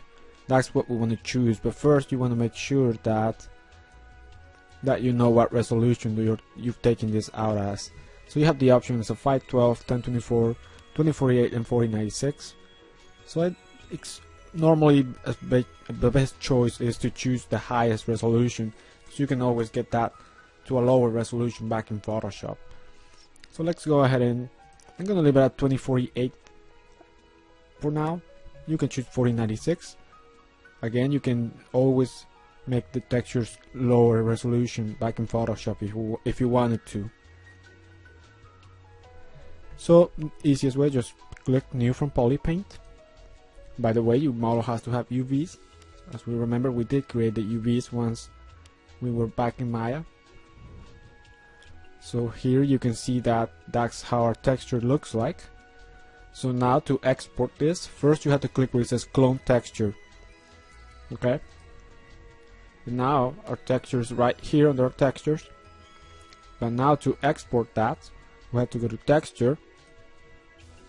But first we have to flip V, because the texture is flipped in Zbrush, and in Maya it's the other way around, so we have to flip that. So now that our texture has been flipped, you go to export and you're going to save it. And you can save it as Photoshop or all these options. Photoshop, it tends to be a good one. So again, to do that, just go first check that you want the size that you want the texture to be, and then new from polypaint, clone texture, go to texture, flip V and export. And if you want to continue to paint on this, make sure that you disable the texture here. Okay, so that's how you get our color map, our diffuse map. So now we want to get a bump map. I'm going to use a normal map for Maya. Let's create a normal map. To create a normal map, you have to be at the lowest subdivision level. Okay, so go to level 1. That's our lowest subdivision level. So now, first we have to make sure it's tangent space normals. Normally you want to set smooth UVs to be enabled, but in our case, I find that since our model is symmetrical, there's a seam in the middle here, and if we enable smooth UVs, you're going to kind of see a seam there. So I'm going to disable that. And this is pretty much it, and just create normal map. So now once the normal map has been created, you see that it's right here. Now to export the normal map, you want to click where it says clone normal map. Again, it's the same process as we did with the diffuse map. So now go to texture, make sure to flip V. It's really difficult to see, but it's flipped. Now export that. Now you can use a Photoshop or any of these. I'm actually going to save it as a diff. So let's just disable the normal map here. If you wanted to create a displacement map, pretty much the same. You would click, you can change the accuracy. Probably click on 32-bit and just create an export. And you can actually flip V from here. So I'm only going to use a diffuse map and normal map. So now that we have those, we can go ahead and take our we have to export our model because we post the model, of course. So to export the whole mesh, we go to export. Now we want to make sure that group is not enabled, and export that. And it's going to export that as an OBJ. So that is actually everything we need to do in Zbrush for now, and we pretty much go to Maya and import. So I'm going to show you that in a minute here. So now that we're back in Maya, we want to make sure that we import the model. So we go to File, Import, and just look for that model. It's the OBJ one. Okay, so this is huge. It looks huge for now. So first I'm going to Window, Settings, Preferences, and change settings to meters. Press 5 for shaded mode. Now the texture that comes with when you bring something from Zbrush, it looks pretty almost like a blend material. I'm actually going to change it and assign the Lambert. So assign existing material Lambert 1. I'm also going to smooth normals. So you go to normals, set normal angle, set that to 180 so that it looks more smooth. We just want to make sure that everything is there, everything that is with the model. So now we want to apply the textures to the model. First I'm going to delete my history. Go to delete by type history. I'm actually going to rename this.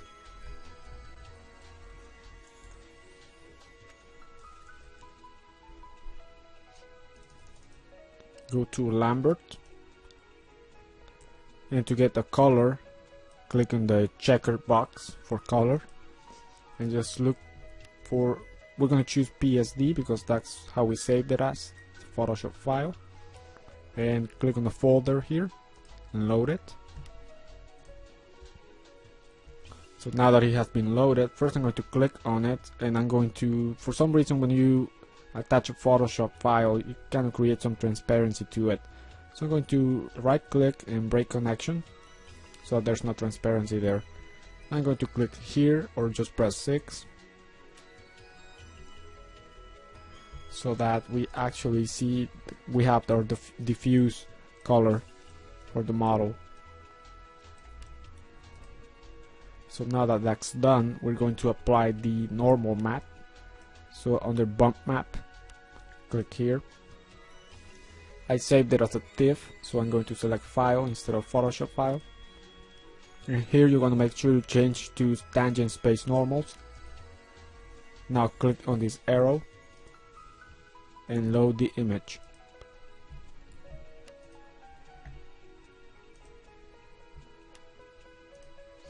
So now we have our bump, and if you kind of want to see it, you can press here for higher quality. You can kind of see that we have some bumped areas here, so we get some of that detail back in Maya, even though this is a lower subdivision, a lower division model. And it was set to a 2048, I believe, so we get more of that detail. So now we probably just want to kind of create a really easy, quick render. Now I'm not going to go really in detail as to how to get like a super awesome render, just going to be a really quick render. So first I'm going to create light. Let's just use the directional light, should do a good job. Scale that up so we can see it, and this is going to be our key light. So if we wanted something like rotate that, you can actually start to kind of test render, see how that looks. Make sure we're working with mental ray. Now you see that I want to select mental ray, but it's not available, so I'm going to Window, Settings, Preferences, and plugin manager. Now they made it easier to find it, the 13 version, so you go all the way down, it's right here, Maya 2 MR. Close that. Now we can select metal ray right here.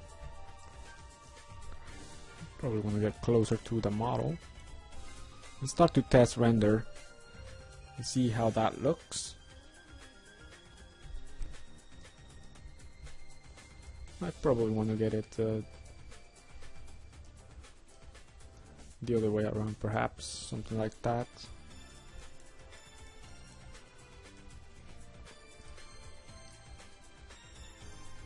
Yeah, I think I like that kind of light better. So now that we have that, we probably create a,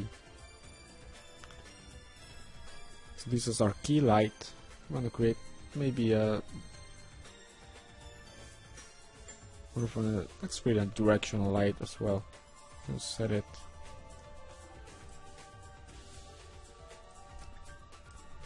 I'm going to create a fill light. And for directional lights, it doesn't matter where it is in the viewport. All that matters is what direction it is pointing. And for this light, I want to set it to a lower intensity. Let's get that lower. And for our key light, probably want to go a little higher and maybe add a little color to it. And now let's test render this. See how it looks.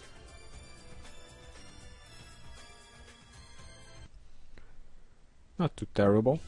And now we want to get a rim light. So for a rim light, we go to create lights. We're going to use a spotlight. Scale that so we can see it. Now for spotlight, it does matter where it is placed.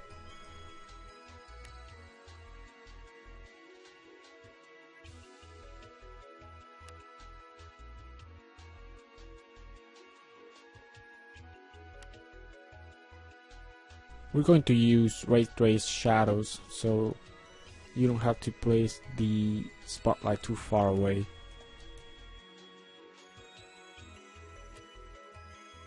Probably want the spotlight to be a rim light to be in the horizon over there, pointing this way perhaps, and set the intensity a little higher. Let's do some test render. I don't see anything, so let's crank up the intensity. We're starting to see some little highlights. Set it a little higher. And you see that we start to get those highlights. Maybe get it a little higher.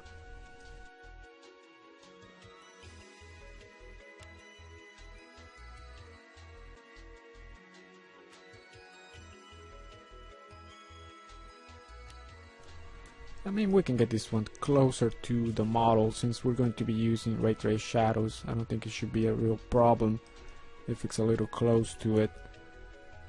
Only if you're using depth matte shadows, you want it to be really far away so that you get a better looking shadows. So now you see that we're getting a rim light for it. Still think it's a little too, not too happy with the where it's at. Maybe this way. So this is where you just twinkling some things until you get to a point that you're kind of happy what you're getting. I kind of want to get some rim light in the head. So what I'm going to do is I'm going to leave this one that area, and actually I'm going to decrease the intensity slightly, change the color.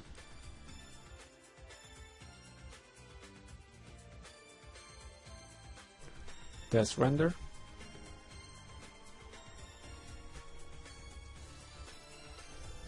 Now I'm going to, since I want to get some rim light for the head as well, I'm going to Control D to make a duplicate of this one. I'm going to do some cheating here. Move this one this way. so that I can get some rim light for the head area. I'm going to rotate that. Let's test render this, see what we're getting. So I'm kind of getting a little more, let's say this, a little more rim light there.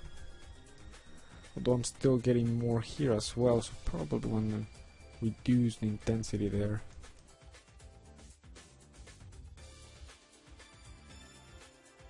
Maybe if I get this higher. So this is just basically what you're doing. It's just testing until you get something that you like.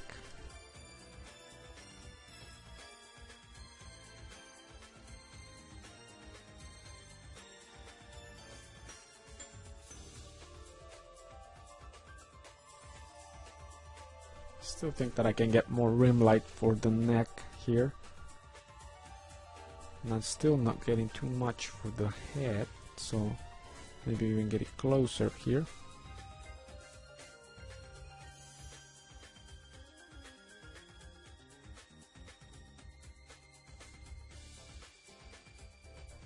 Test render.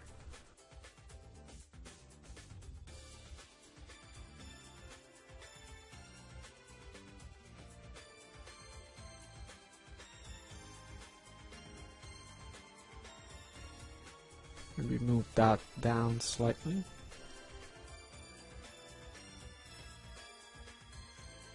Do another test render. So this is pretty much, we're just testing, see till we get something that we really like.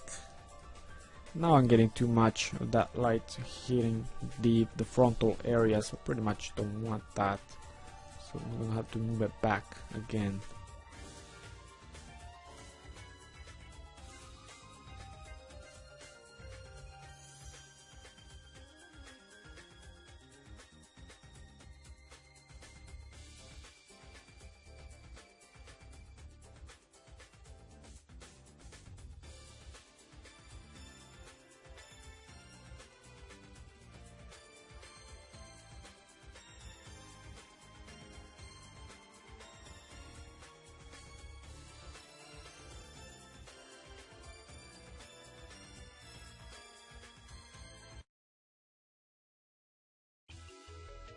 So I'm starting to getting there. Still not too happy with the results here. Also, we can kind of see the spotlight there. Probably want to increase the penumbra here. Maybe drop off slightly.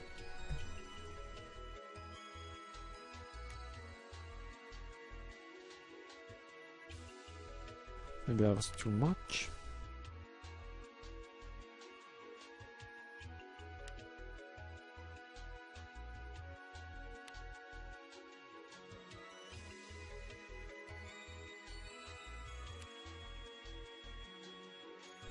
Maybe going to make another one just so I can get the results that I'm looking for.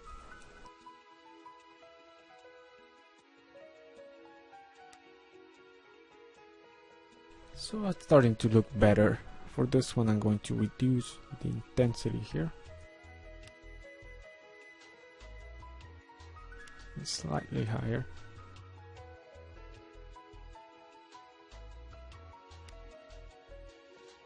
So let's just say that you're happy with your render here. Now first thing you want to make sure you do is for your lights. First of all, for the key light, and make sure that you enable shadows. So you go to shadows. I'm going to use ray trace shadows. I'm going to increase the angle here, maybe 3. To get a better results, you got to crank up the shadow rays a higher level. And I think the rim light also needs to have shadows enabled. Let's go ahead and do that.